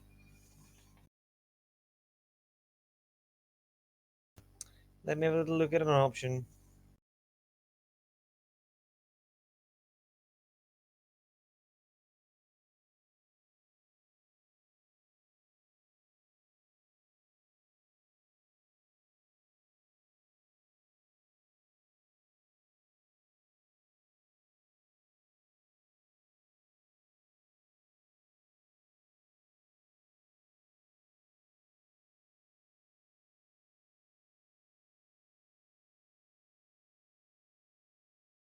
Just looks like these arrows are fighting each other. Well, they might be in a minute. They might be. It's in range. Okay. Sorry, Leoxen. From about this point here, which is 10 feet away from Tweedledee and Tweedledummer, and Tweedle really hopefully not going to die. Mm-hmm.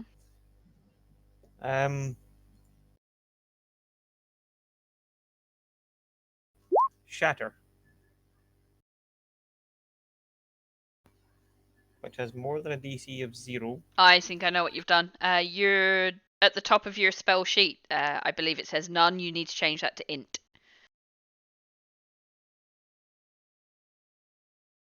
Next to your spell save DC and your spell attack modifier. If you click on the none, you should be able to change it to int. There you go. Thank you. 16 DC save for the boy I'm fighting, the boy Leoxen's fighting, and Leoxen. Okay. Sorry. The oxen make a constitution save. You it was fail. it was you or Niko. You need to you take 15 thunder damage. Wisdom save? Yep, wisdom save as well.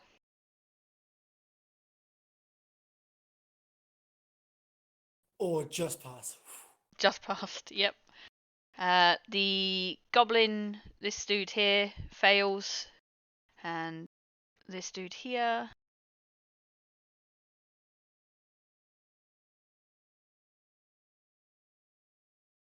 also fails, so this one just dies. All of a sudden, Niko in front of you just pops into a million pieces and just dust on the ground. Just as you feel pain. Can I give myself 6 health as well? Uh-huh. Is that your turn? Sadly. So this dude here is again gonna attack you with his sword. So a 11 to hit, I don't believe hits. No, but I can still react to that, can't I? Mm-hmm. I'm gonna cast shield. Okay. +5 bonus, easy. Oh no, that says when you are hit. So you're not hit by an 11, so. I need to Again. learn my spells. And that's a 6, so that also doesn't hit. Thank God. I have 9 HP left. Oh dear. So this guy is again looking at you three in a fairly neat little row, and he is going to cast Ice Storm. Oh no. Yeah. So if you could all make me dexterity saving throws. Is this tent tall one or small one? No, you Has can he made see his him. wisdom save first? Counter spells. Okay. You need to roll for it. Rebecca. Mm? He's still under my Yeah. guardian fishes. I was about to make the save for him as well. I believe he's the first one this time, isn't he? He is, yeah. Okay, so he doesn't get that spell off, so it doesn't matter about your dexterity saving throws. Thank God. I love you so much, Draxus. It weren't quite for you. It was just looking after Niko.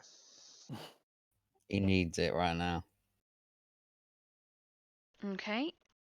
So he just glares over at Draxus. Like a really, really big glare.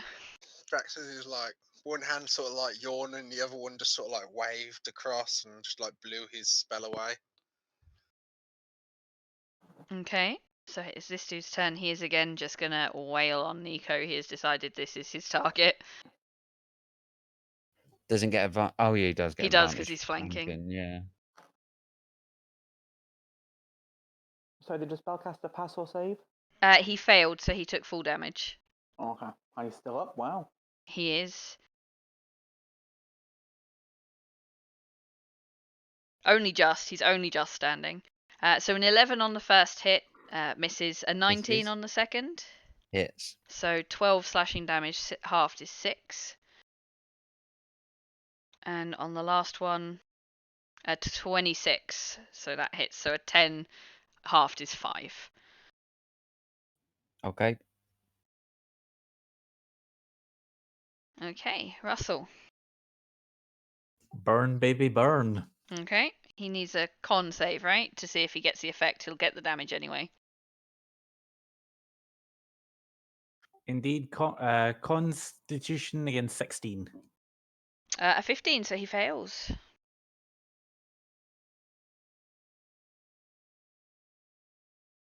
So he has disadvantage on attack rolls and ability checks until the start of my next turn Mm-hmm. because he can't drop his armor. Yep. And then I'm going to put my hand on the staff, which is still planted into the ground, the other hand this time, and point the other way and have the tidal wave start at the hobgoblin and go back over the other guy. Okay. Dex saves, if I remember correctly. Dex save against 16.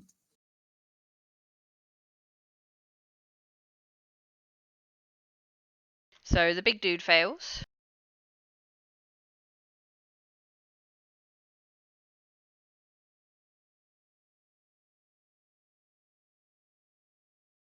And so does the other dude. So the other dude is just flat out dead. You don't even need to roll damage for that. The magic caster dies.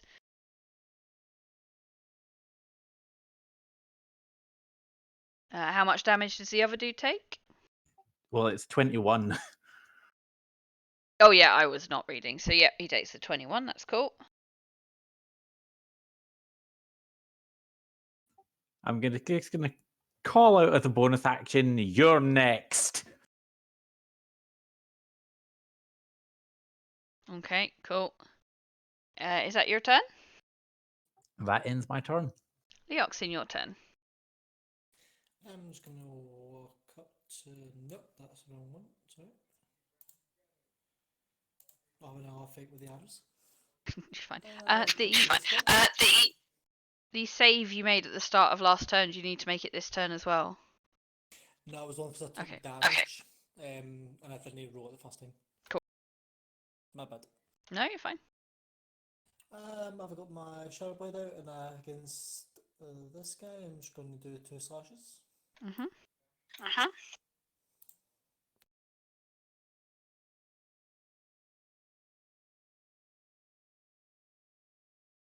A 20 hits. Save me. Yeah, that's why I love this spell. This dude, you just take one swipe at him, and again you just cut off his head, and he is now also dead. I'll just look at it and go like, you roughed him up for me.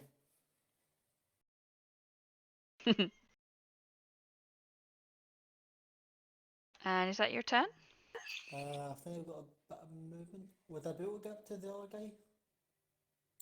Or would I not have enough movement to do that? Let's have a look. So you've probably got another 15 feet. So yeah, you'd be able to get up to him. Not enough to actually properly flank him, but at least get up to him. Yeah, no, that's fine. I'll go up to him. Probably about here. Mhm. And Shadow Blade for my second attack. Advantage because he's prone. Yep, indeed.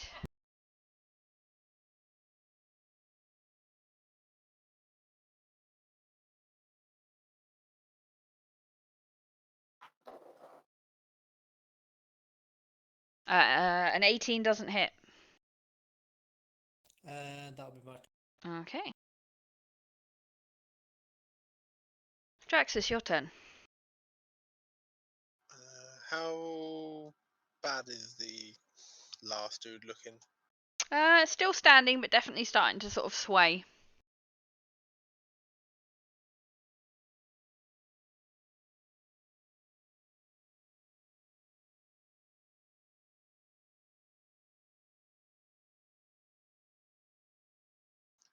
Yeah, sure everybody's got him. He'll go in the tent and have a little look around, see, as this is the biggest tent, see if there's anything of worth. Make me an investigation check.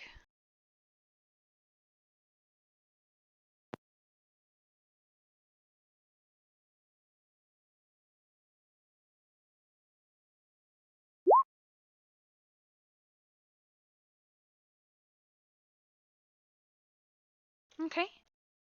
So you find a stone with some weird carvings on it that to you look arcane in nature. A necklace with sort of it's holding a glass vial, and there seems to be little drops of blood inside of it. And a green book with a mouth and a finger covering the mouth as if to say shush. Okie dokie. That'll be his turn. Okay. Ladinia, it be your turn. Okay.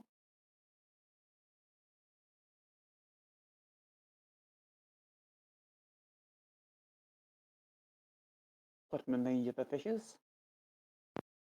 Mhm.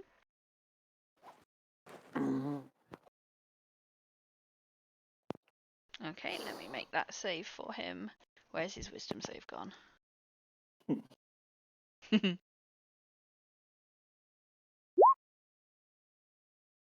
That is a 17, so I believe that saves. Yep, he takes half then. That's 4. Cool. Okay. For my bonus action,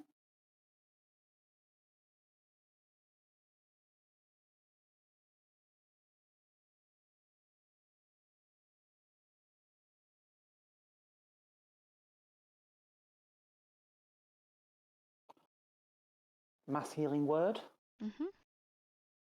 So just lift the holy symbol high, and the fish actually swim up, and just a gentle kiss on the forehead for Leoxin, Niko, and Anthony. So that is 12 points of healing. You magnificent beast.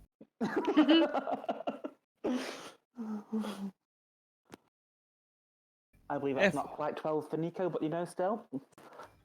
The ninja does not know this. 6 is better than none. FYI, that's a third of my health units. I mean, a third of my maximum health units. Wow. So it's up to 6 creatures. I'm also taking that myself. Okay. And then next, because that was a bonus action, love healing word as well.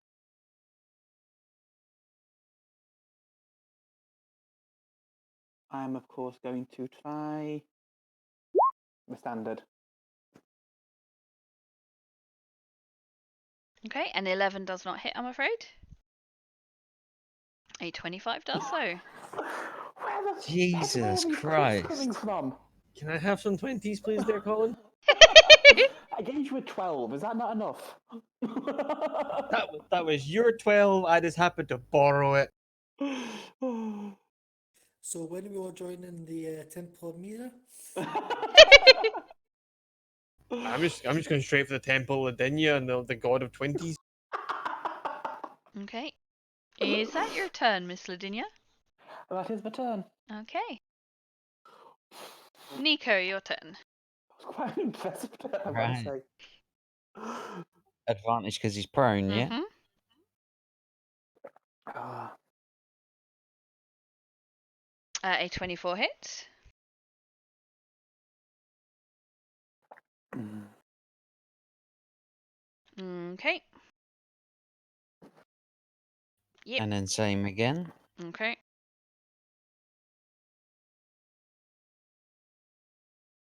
A 17 does not hit. And then bonus action, Nico's gonna disappear Mhm. and then reappear opposite Leoxin Okay. in his ghost form. Cool beans. Okay, is that your turn? That's it.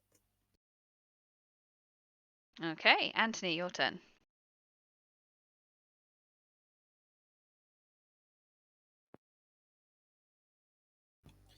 Cool. Should I stand where Niko was? And punch him. Okay. Cool. You have advantage because he's prone. Why do I feel like the most intelligent fighter ever to exist being all I've said is punch? No, advantage of 21. But, He's going to parry you, so that will stop that one hitting. He's just going to lift his sword up across two hands as he sees you go to punch it, and just your fist will connect with his sword. does that count as an attack failing? It does because it raises his AC.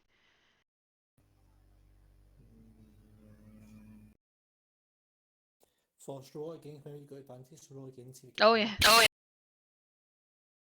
Oh, yeah. I'll roll another standard. Cool. 24? That would just hit even with the parry. Okay. 13. He is starting to look really, really hurt right now. One more punch. 24 again. Yep, that hits again. 11 thunder. How do you want to do this? Let me get my gift. Gotta say. Pretty much, it's that punch where I said Anthony versus the Hobgoblin for the kid. It's just that. Okay.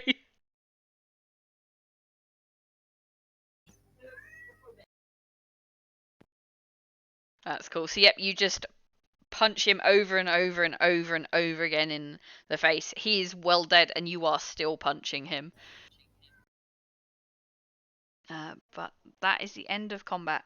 So I will remove that. There you go. I'm gonna look at see behind me. There's a pit. How deep is the pit? It's about 5-6 foot deep, and from what you can tell from where you're standing, that's a fighting pit. There's blood all over. There's some chains where probably things are chained to the wall. But yeah, that's probably used for fights and entertainment. Amalutabare. Okay, make me an investigation check.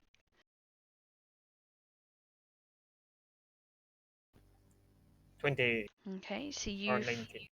you find 30 gold on him and 10 silver, and then around his neck you find a necklace made of teeth, specifically goblin teeth.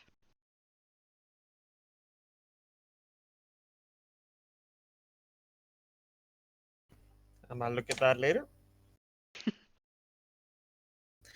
That's something actually I should probably do. Detect magic. Okay. So the necklace in your hands is magic, and it's 30 feet, is it? It is. Let's see how far 30 feet goes. So yeah, you obviously get the ping of Draxus in the building. Has Draxus picked up the items he's found, or? Yep, pop them in his bag. Yeah, so you don't get any magical ping from inside the building. Other than Draxus and your friends, you don't get any other magic ping from anywhere around you. I'm gonna check the spellcaster's body. Okay, roll me an investigation check. If you want, I'd give you advantage as Draxus was heading that direction.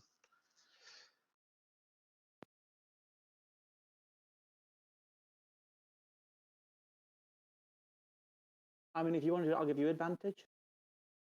Yeah, don't mind. I'm sure your investigation's higher than mine, so. And make sure I don't click on disadvantage.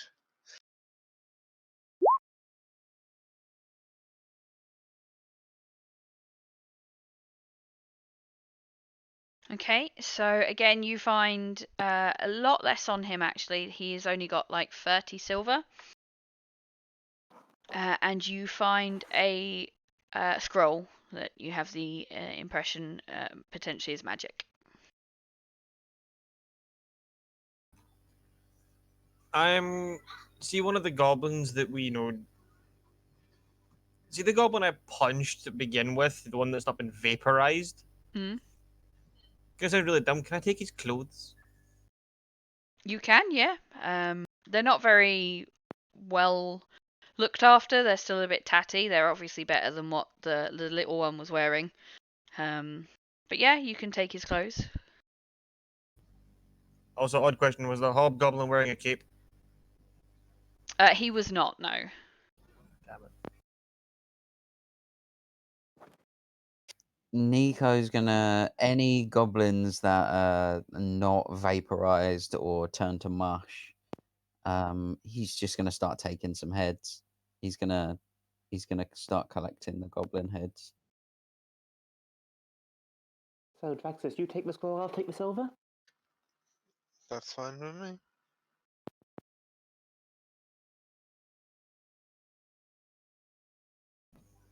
Just gonna shout. I have gold to split with everyone when we get back to the carriage.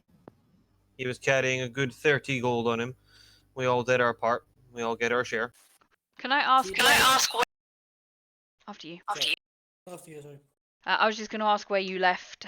Did you leave Little One and Rhodey at the cart, or are they sort of within range? Probably just at like the tree clearing where nobody would have seen them.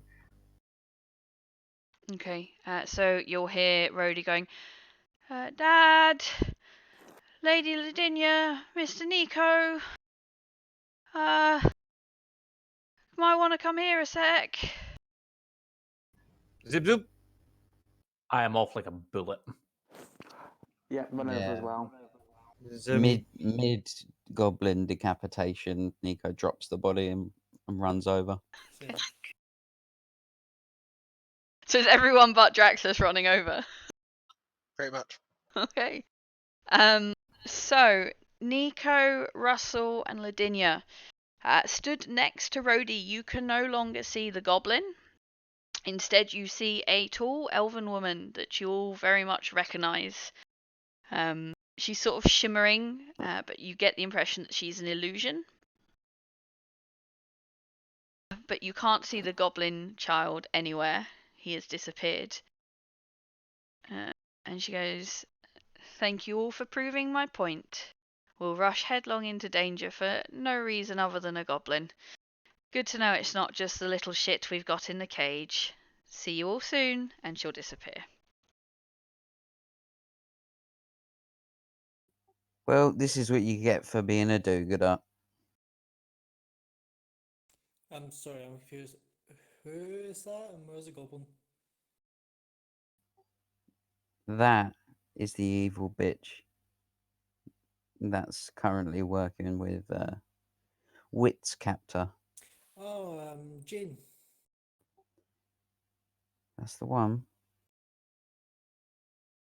Oh, hope she enjoyed the little performance. I'm ignoring everyone and running over the roadie going, "Are you okay? Everything fine? What happened? Explain. Talk to Dad."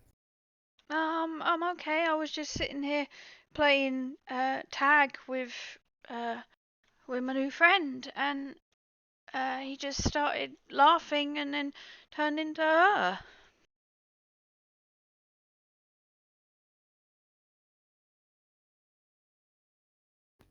Gonna punch a tree. Why are you punching? What did the tree do? Did that turn the goblin into the lady? It's fine. Just a little bit of a lesson learned. It's fine.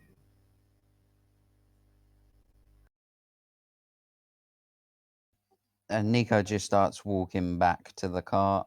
As he does, he drops any goblin heads he's got and toe punts them into the trees. Everyone keep your guard up. It's difficult to send something like that across the plains.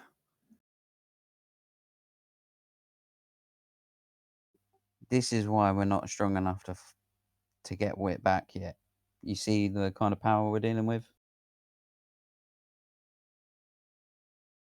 Come, we need to move. True, but she said she's proving a point, so I'm guessing she's having some sort of discourse with Varric. Is that right? I think it's all just a big game. Most people like that are just playing games. Trust me, Vanek needs no proving of any kind of recklessness. At least on my part. Yeah, which is weird. Why would she show up here just to do this? I mean, if she was sure that we were going to rescue and all that, they'd try and stop us or just wait till we get there. Why this, performance? It's a bit strange, but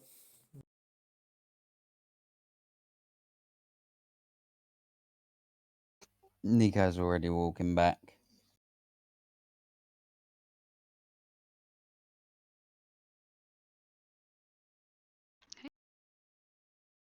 What's Draxus doing back at the campsite? Draxus will sort of just probably just have a general look around while Spyro will cast Alanan's Library Rats and sort of just have a fly around the camp looking for the keywords of gold and magic, just to see if there's anything else around. Is it just books they look for? I can't remember.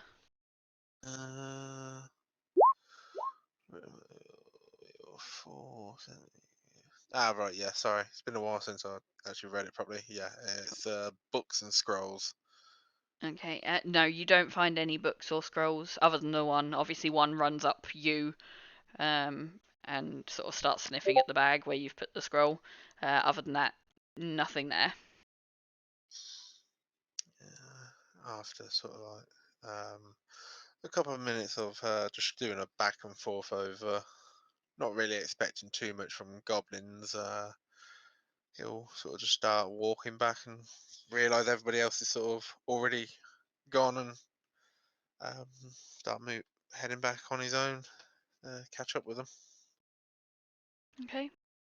So your horses are still there, tick and tack are still there, the cart's still there, everything's still in it, from what you can see. But do you all get on the cart and carry on? Yep, keep a wee eye out for the trading cart that we're going to see. Okay. You plod along for the afternoon. You do notice a group of people, a couple of caravans, caravan-shaped things being pulled by horses, and then a couple of people just on horses riding past. You have the feeling that's probably the traders. When we're going past, I'll sort of wave my hand just to sort of slow them down and just say to them, look, we were coming up here, we spoke to some goblins and they were talking about hijacking your business and your items. We've already dealt with them, so you shouldn't have any troubles. Just stay alert just in case it wasn't just them. They'll look at you and go, "Thank you, thank you, ladies and gentlemen, for the heads up. Not often that we see a good deed like that being done on the road. Most people would ride past and let them attack us. Thank you very much." And he'll go, "Here for your trouble," and he will chuck you a bag of 100 gold. Thank you, most kind. Have a safe trip. You too. Make sure you wrap up warm. It gets colder from here on up. Thank you. And they will ride off. I'll give the 100 gold, slip it into the back where Brax is and go, that's the part. Right. What was wrong with the bot?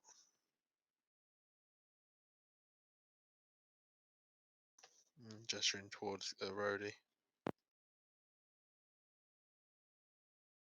The goblin turned into a woman.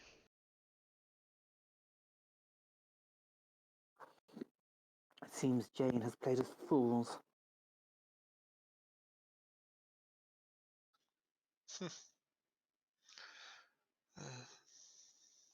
Obviously wanting us to hurry up.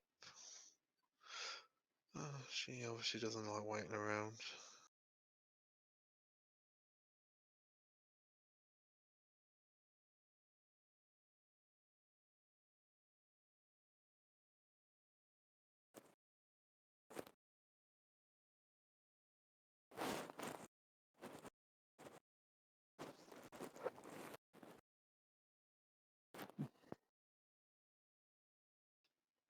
Well, hopefully that's a sign of if she gets bored for too long, she may upset Vanok and maybe sow disarray between them. Would be handy. Hmm. Two egos of that size can't coexist for too long. Exactly. Might be something to pass on to Wit. Maybe she can play them against each other.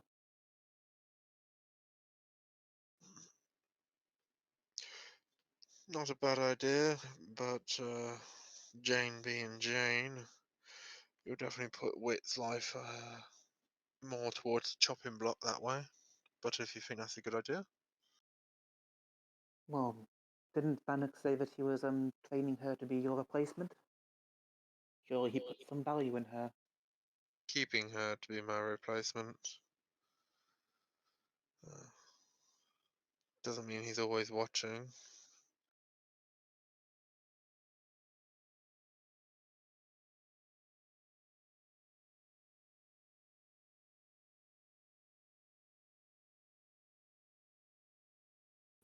Can we take this as a short rest?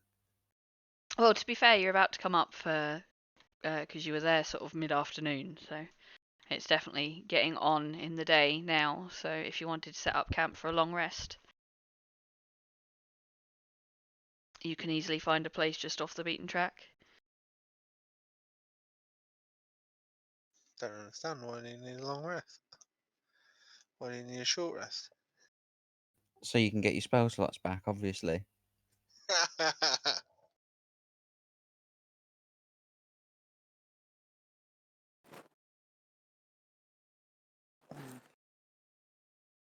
It's coming us tonight. Maybe we should find a place to bed down so you can look into that scroll and see what it does. True. And as we ride a little bit,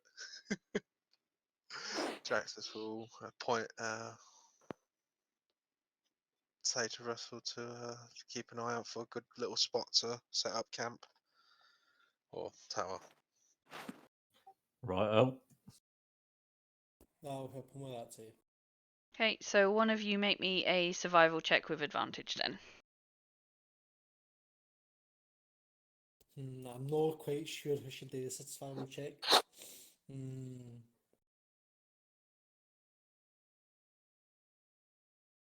Shall I? Absolutely. My survival was like, if it could be -1, it would be. Okay, yeah, it doesn't take you too long, probably about half an hour. You find a nice little clearing off the side of the road. It's starting to snow a bit heavier now. It's starting to have a bit of a dusting on the ground. But yeah, there's a nice little sort of flat side area that's got a few trees surrounding it. You think this would probably be one of the safer places you've seen to sleep tonight? This should be good. Right on. And Draxus will get out and cast the tower. And he will then get up, shake off a bit of snow, and go, about bloody time, and quickly hurry inside to get a bit warmer.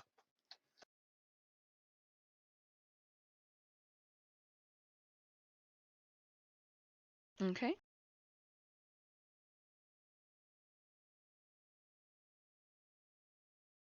So Draxus goes inside. The rest of you going inside as well? Yeah, Niko's going inside. I'm not. Okay. I'm gonna fiddle with the cart. Okay. What are you doing to the cart? I have designed an idea. Oh no.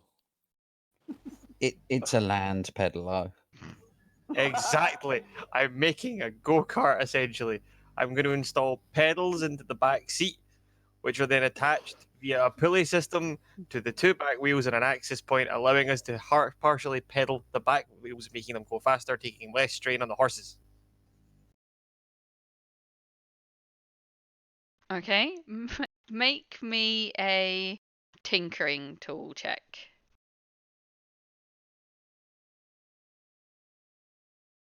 That's only a 15. It is only a 15. So you don't break the cart. You start making the system. You get the pedals put in, but the pulleys you just can't seem to get them quite right. You think you'd probably need to look at it again with fresh eyes. You're a bit tired, a bit beaten up. Definitely feel like it's something you should try and come back to, but you just can't get it done right now.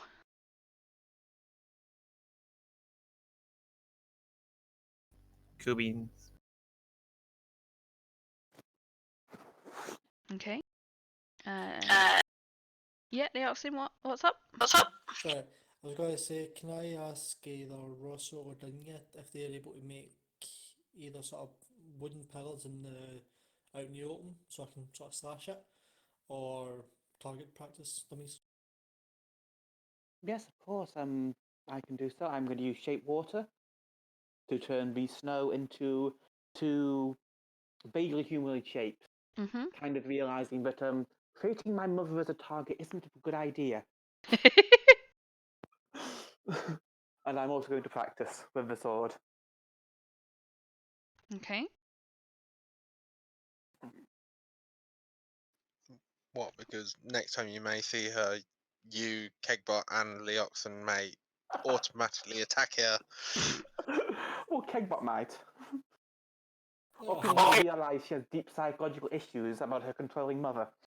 But no, definitely not the second one. So, talking with Kegbot, he's going to turn and go, I think I'll pass for tonight. It's very cold outside. Oh, it is, isn't it? Sorry, Mr. Niko. Nico's not actually gonna join to train tonight. Okay. He's just inside the tower by himself. Okay. Downstairs, upstairs? Probably upstairs. He knows that's where less people are gonna be. Cool. Cool means. So he'll call up to you and go, sorry, Mr. Niko. And then he'll sort of tuck himself into bed. And he'll bury deep under it and try and get himself as wrapped up as possibly can in the covers.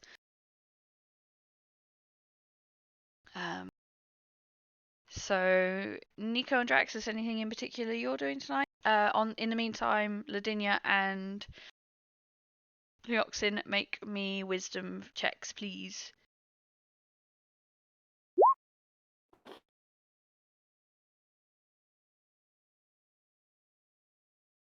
sorry, Okay. just Just a 15. Okay, so Leoxin, again, almost natural with the sword. Even without Niko's instruction, you do fairly well. Ladinia, it seems you were leaning on Niko's instruction a little bit. You find it a little bit difficult to sort of get to grips with it without him there. But you're still improving, just a little bit slower. Okay. This time next year, I should be able to use a sword. You're getting there. It's just taking you a bit longer than it normally would because of all the 1s and 6s. I know. So yeah, Niko and Jaxus, what are you doing? Draxus will identify the spell scroll first. Okay, so that is a spell called Stone Feather, which I will link to you.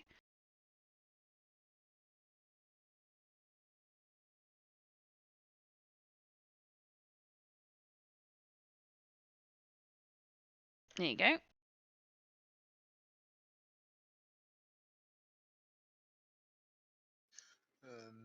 sort of after he's sort of like identified it and he's just generally reading through it now, he will just without looking just say, not training the others today.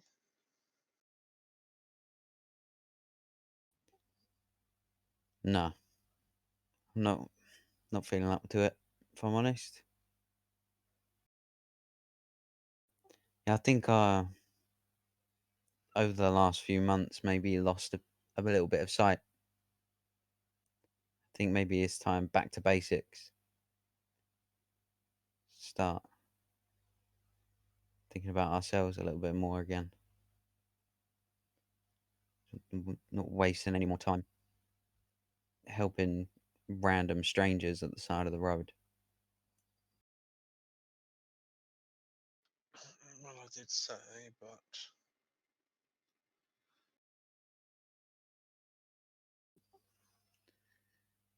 Yes. You have always been the more level-headed one. there is plenty of people to help in the world, running around helping everybody. We'll end up just getting us blinded to what we need to be doing. Exactly. It was a nice respite, but I'm I think I'm done. I'm ready to go. I'm ready to really chase what I've been chasing. Get this done. We've got plenty on our plate as it is. you've got someone not far from here that you can hopefully save that you thought was lost. I have word of my people that are far and few between. Well, wandering freely, at least. Well, might as well help those who truly need it than the few that are questionable. Hmm. Talking of that, if we can get there and I can save, I can save the person I'm sent to save. That could be it. That I might be finished. My pact complete. Certainly seems like that's been the goal for a while, although I was unaware of it.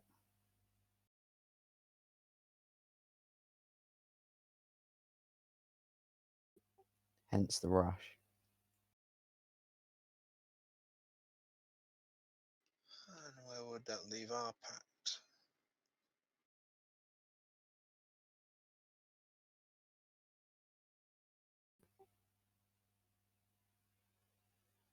Like I said, back to basics.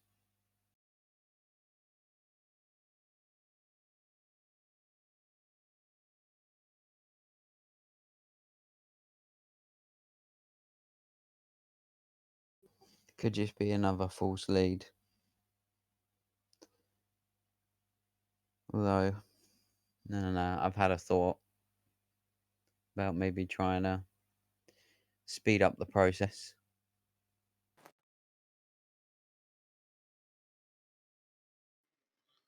Well, you know he was here, or there.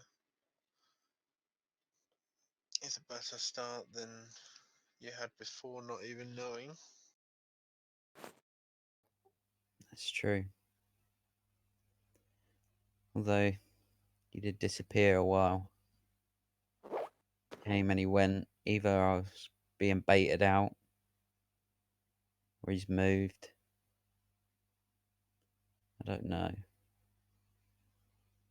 thinking about maybe contacting that demon. That demon said that he knew where he was.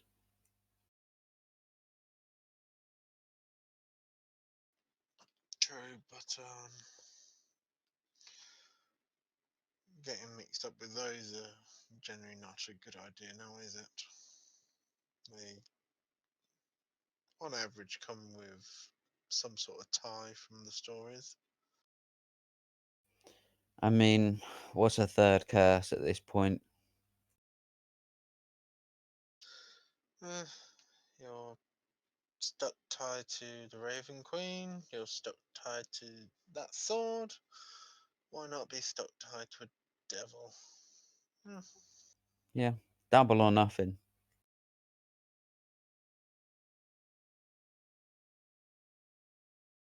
No. Maybe, I don't want us to get all the way into fucking Orc country to then be told, no, actually, he's gone back south. You know what I mean? Oh, what about this? And Draxus will pull out the orb of scrying, pop it on the table. I Why don't you doubt have a very look at him? much. I doubt very much it'll work. I mean, the Raven Queen can't see him. She hasn't been able to see him for 1,000+ years. She saw him in a fleeting moment before he disappeared again, but it's worth a go. Has she always told you everything she knows, exactly truthful? No, she hasn't. But I've also not always been willing to listen. This time, I let myself listen. It's kind of opened a bit more dialogue. Well, I'll just sort of pop it on a sort of like a little stand. It's there if you need it. Niko be kind of hesitant, but eventually he'll give it a go. Mhm. So are you focusing on him exactly? Yeah. Okay. So you focus on it, and you focus on the memories and the thoughts, even so long since you've seen them, still fresh in your mind. But the orb just doesn't even move. Doesn't whisk you away anywhere. Doesn't bring up an image. Doesn't show you the face of who you're looking for. It just remains blank.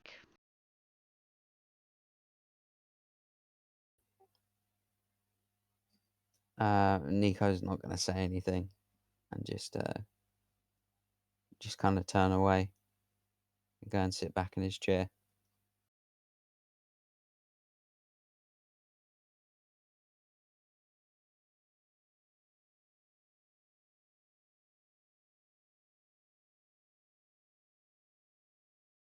Okay.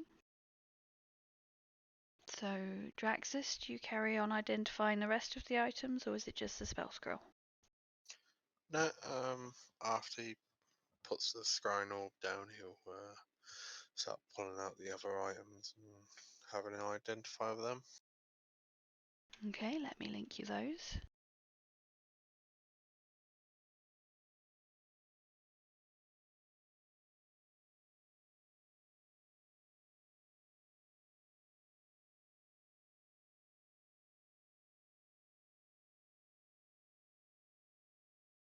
Okay, that's one.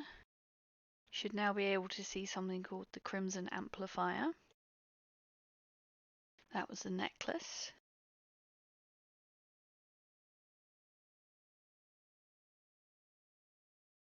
And then the Emergency Arcane Helpline was the stone. Remember you showed me that one ages ago? Yep. And then the book is just above it in the list.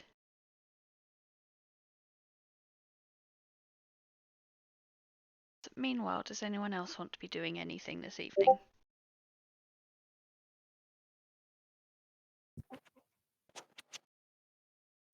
I might try and grab Mr. Anthony. Okay, Yep. think he's still over in the cart, so easy enough to find. Getting a little bit frustrated at not being able to get his things to work. Mr. Anthony, I wonder if I could have. What in blazes? Hi, Russell. What's up? I had I had some questions about metal. Yep, that's a thing I work with. Well, that's kind of what my question is. How exactly do you go about working it? That depends on what you mean. My way of working it's different than, for example, how a forger would work it. It's different from how an arrow maker would work it. It's different from how. Oh, there's a million ways to use metal. It's the same as paper, the same as wood, just a bit tougher to work with. Well, say that your armor broke and you needed to fix it. How would you go about it? Or Miss Ladinia's armor, or I mean, I can easily patch leather, but I haven't a clue about metal. I'll bring out my smithing tools from my bag, go dig around, and I bring out the smithing tools and go, I don't use these very often. Thankfully, this armor is quite resistant, but essentially, how to explain this? Working with metal, unlike working with wood, where you take a piece of wood and you're cutting it and shaping it down, depending on how you want the metal to work, you can do it in different ways. You can do it like a big sheet of paper that you are bashing in the right way, or you can turn it into a water that you are flowing into a shape you want it to be. It's very versatile. It is very organic to use. You just need to know how to treat it the same as a person. So it can be hard or soft. You have to heat it, right? I know there's something to do with you heat metal, it changes color, and then you start battering it with a hammer. I think that's how it works. Yeah. Yeah, so what you're looking for is the term red hot metal. When you get metal to a certain temperature, it will glow either red or a slight bluish tinge, at which point it becomes quite soft, similar. Instead of it being, and he'll just tap the armor with his knuckles and just go like, instead of it being like this, it would be more like a hardened clay, still soft and malleable in your hand, which you don't want to hold it, it's burning hot, but still soft and malleable, but you hit it too hard, it's going to bounce back. Does that make sense? I think so. You know how dirt comes in the form of rocks and mud? They're both dirt, but they're both entirely different from each other. Does that make sense? It is a bit like that gif of the dog with the head tilt. It's a sort of, eh? But you can see that there's sort of there's an idea kind of sparks his head, and he's like, "So if I do that, but over a long time, I need to go talk to Mr. Drexus," and he'll bolt off. Russell, if you need help with metallurgy, I will come and give you a hand at some point once I'm done fiddling with the cart. Try not to damage it. Metal is quite precious and quite expensive depending on the quality. As he's running off, but he will stop there. Oh, don't drill down there. There's a knot in the wood down there. You'll go straight through. Just gonna look down and go, this is why I prefer metal.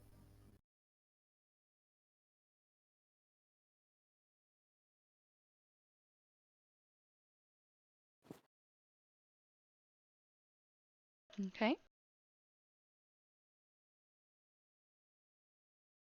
So, before Russell finds Draxus, Leoxin, Ladinia, anything else you're looking to do?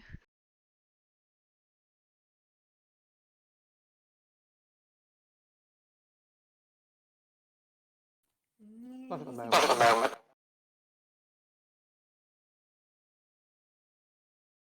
Okay. So, Russell, you rush into the tower, shouting, Mr. Draxus, Mr. Draxus. You will hear me coming because it is thud, thud, thud, thud. He's not being late or sneaky at all.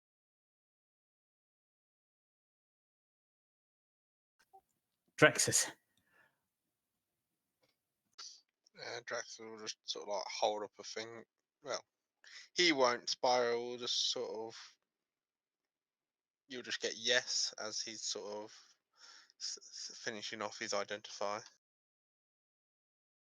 Forgive the intrusion. I can see you're busy. That iron bar. Could you give me a loan of it again tomorrow morning? I will need it then. I want to try something out. Spyro will say, that's easy. If you need it in a particular way, just say. Just long and sort of like an iron poker or something you would stab the fire with. That's easy enough. Excellent. I'll see you in the morning then, and I will go back downstairs. Just as you turn away, Spyro will say, wait, and you'll see. You're probably used to it by now. She sort of turns towards Draxus, and they obviously have a little mental conversation. And then she sort of flies over to the Griffin's saddlebag, sort of sticks her head in and pulls something out and says, "For you," in your mind. And she'll start pulling out a small handle, and you'll see this purplish, pinkish teapot in the shape of sort of like leaves and such. Oh, that looks mighty fancy. And she'll explain that it's called the Thirst of the Sealy Court. Can only be effects of the tea can only be acquired by certain alignments. A creature who drinks from it can regain 1d4 hit points and recover from 1 level of exhaustion. And they must make a DC, I think that's 13 charisma saving throw, It is, yep. or they can only speak in Sylvan for until they finish until they finish their next long rest. Oh my. It's very unusual. It could be useful though. Especially if we're going to the Feywild, that's what they speak. She'll just basically communicate, yes, and as you're seem the only one other who likes tea, thought it might be good.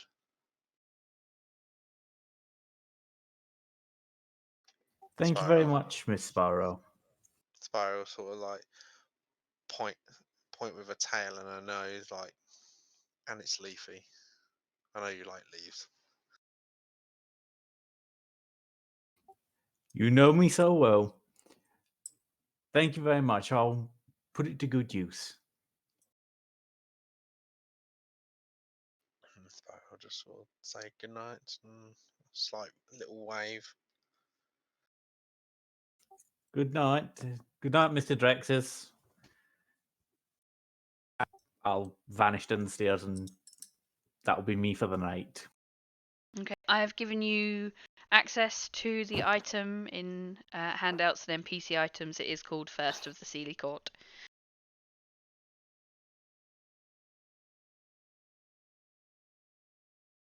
Okay, so anyone else for anything else before we call that a long rest and call the session for the evening?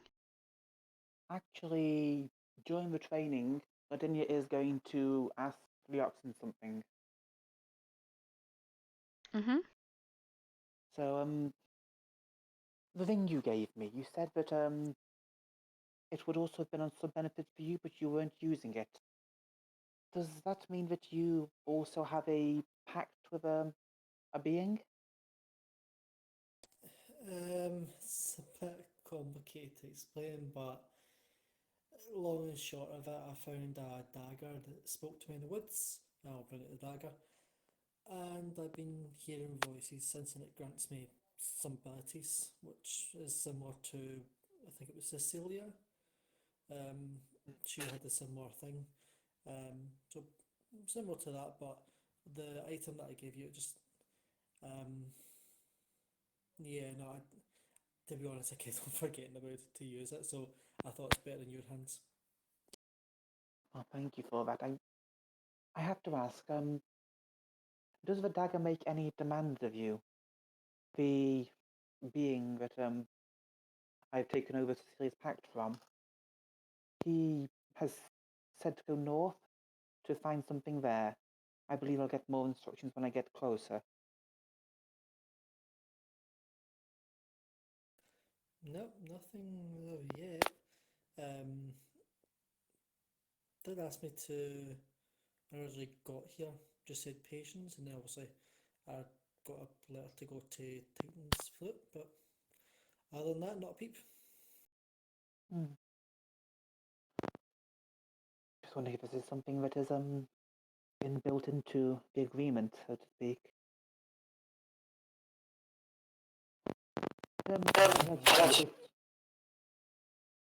After you. To let you know, if you did receive any kind of quest or request from them, then I would, of course, help you out. You have been extremely useful in our travels, and I would like to repay any of the kindness. I sort of walk up, sort of, then just get back closer. There's no need to thank me. You have done plenty for me, and I extend the offer the same. If you're sort of ask you to do anything, just let me know and I'll be right behind you. Not so much of a sword, it's the kraken that it represents, and judging from the abilities and their potency in the battle today, I may have earned, if not his favour, then at least not his ire. Sometimes it's not always a bad thing to sort of be with them. Sometimes it can be good. I mean, again, look at mine. Mine's is going to help me do something that's going to change everything for the better. But that's years away.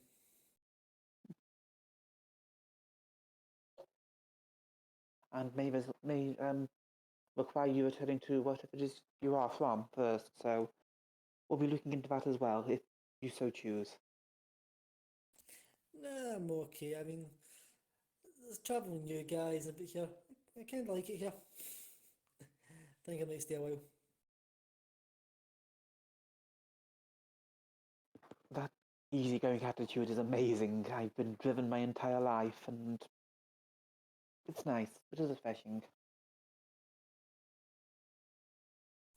They're just all laughing and go, yeah, I seen the combat dummies you made a few nights ago.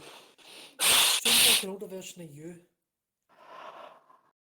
There is a slight blush on Adinia's cheek. I said, "Oh, it was just a form. I was surrounded by Titans for so long. It sure just reflected that." I was always going to go, completely understand.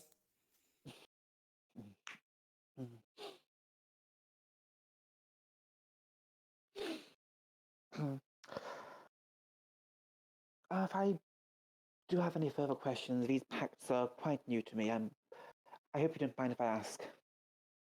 Ask away again. Don't know much help I can be.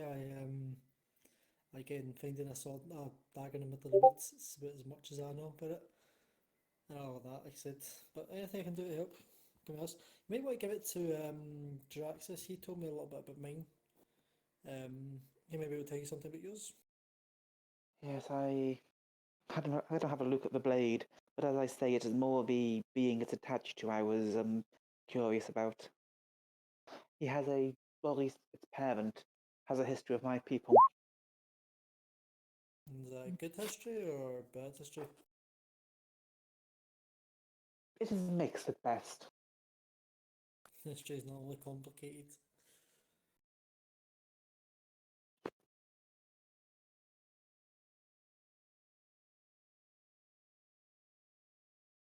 But yeah, any questions you have about sort of anything like that, give me a shout. And obviously, if you've got any questions about or finding information about sort of demons and things like that or devils, I'll give you a shout.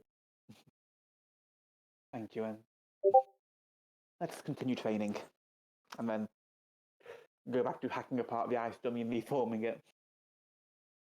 Same.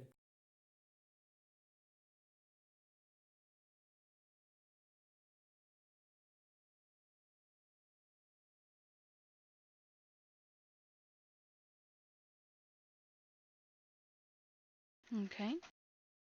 So, any more for any more?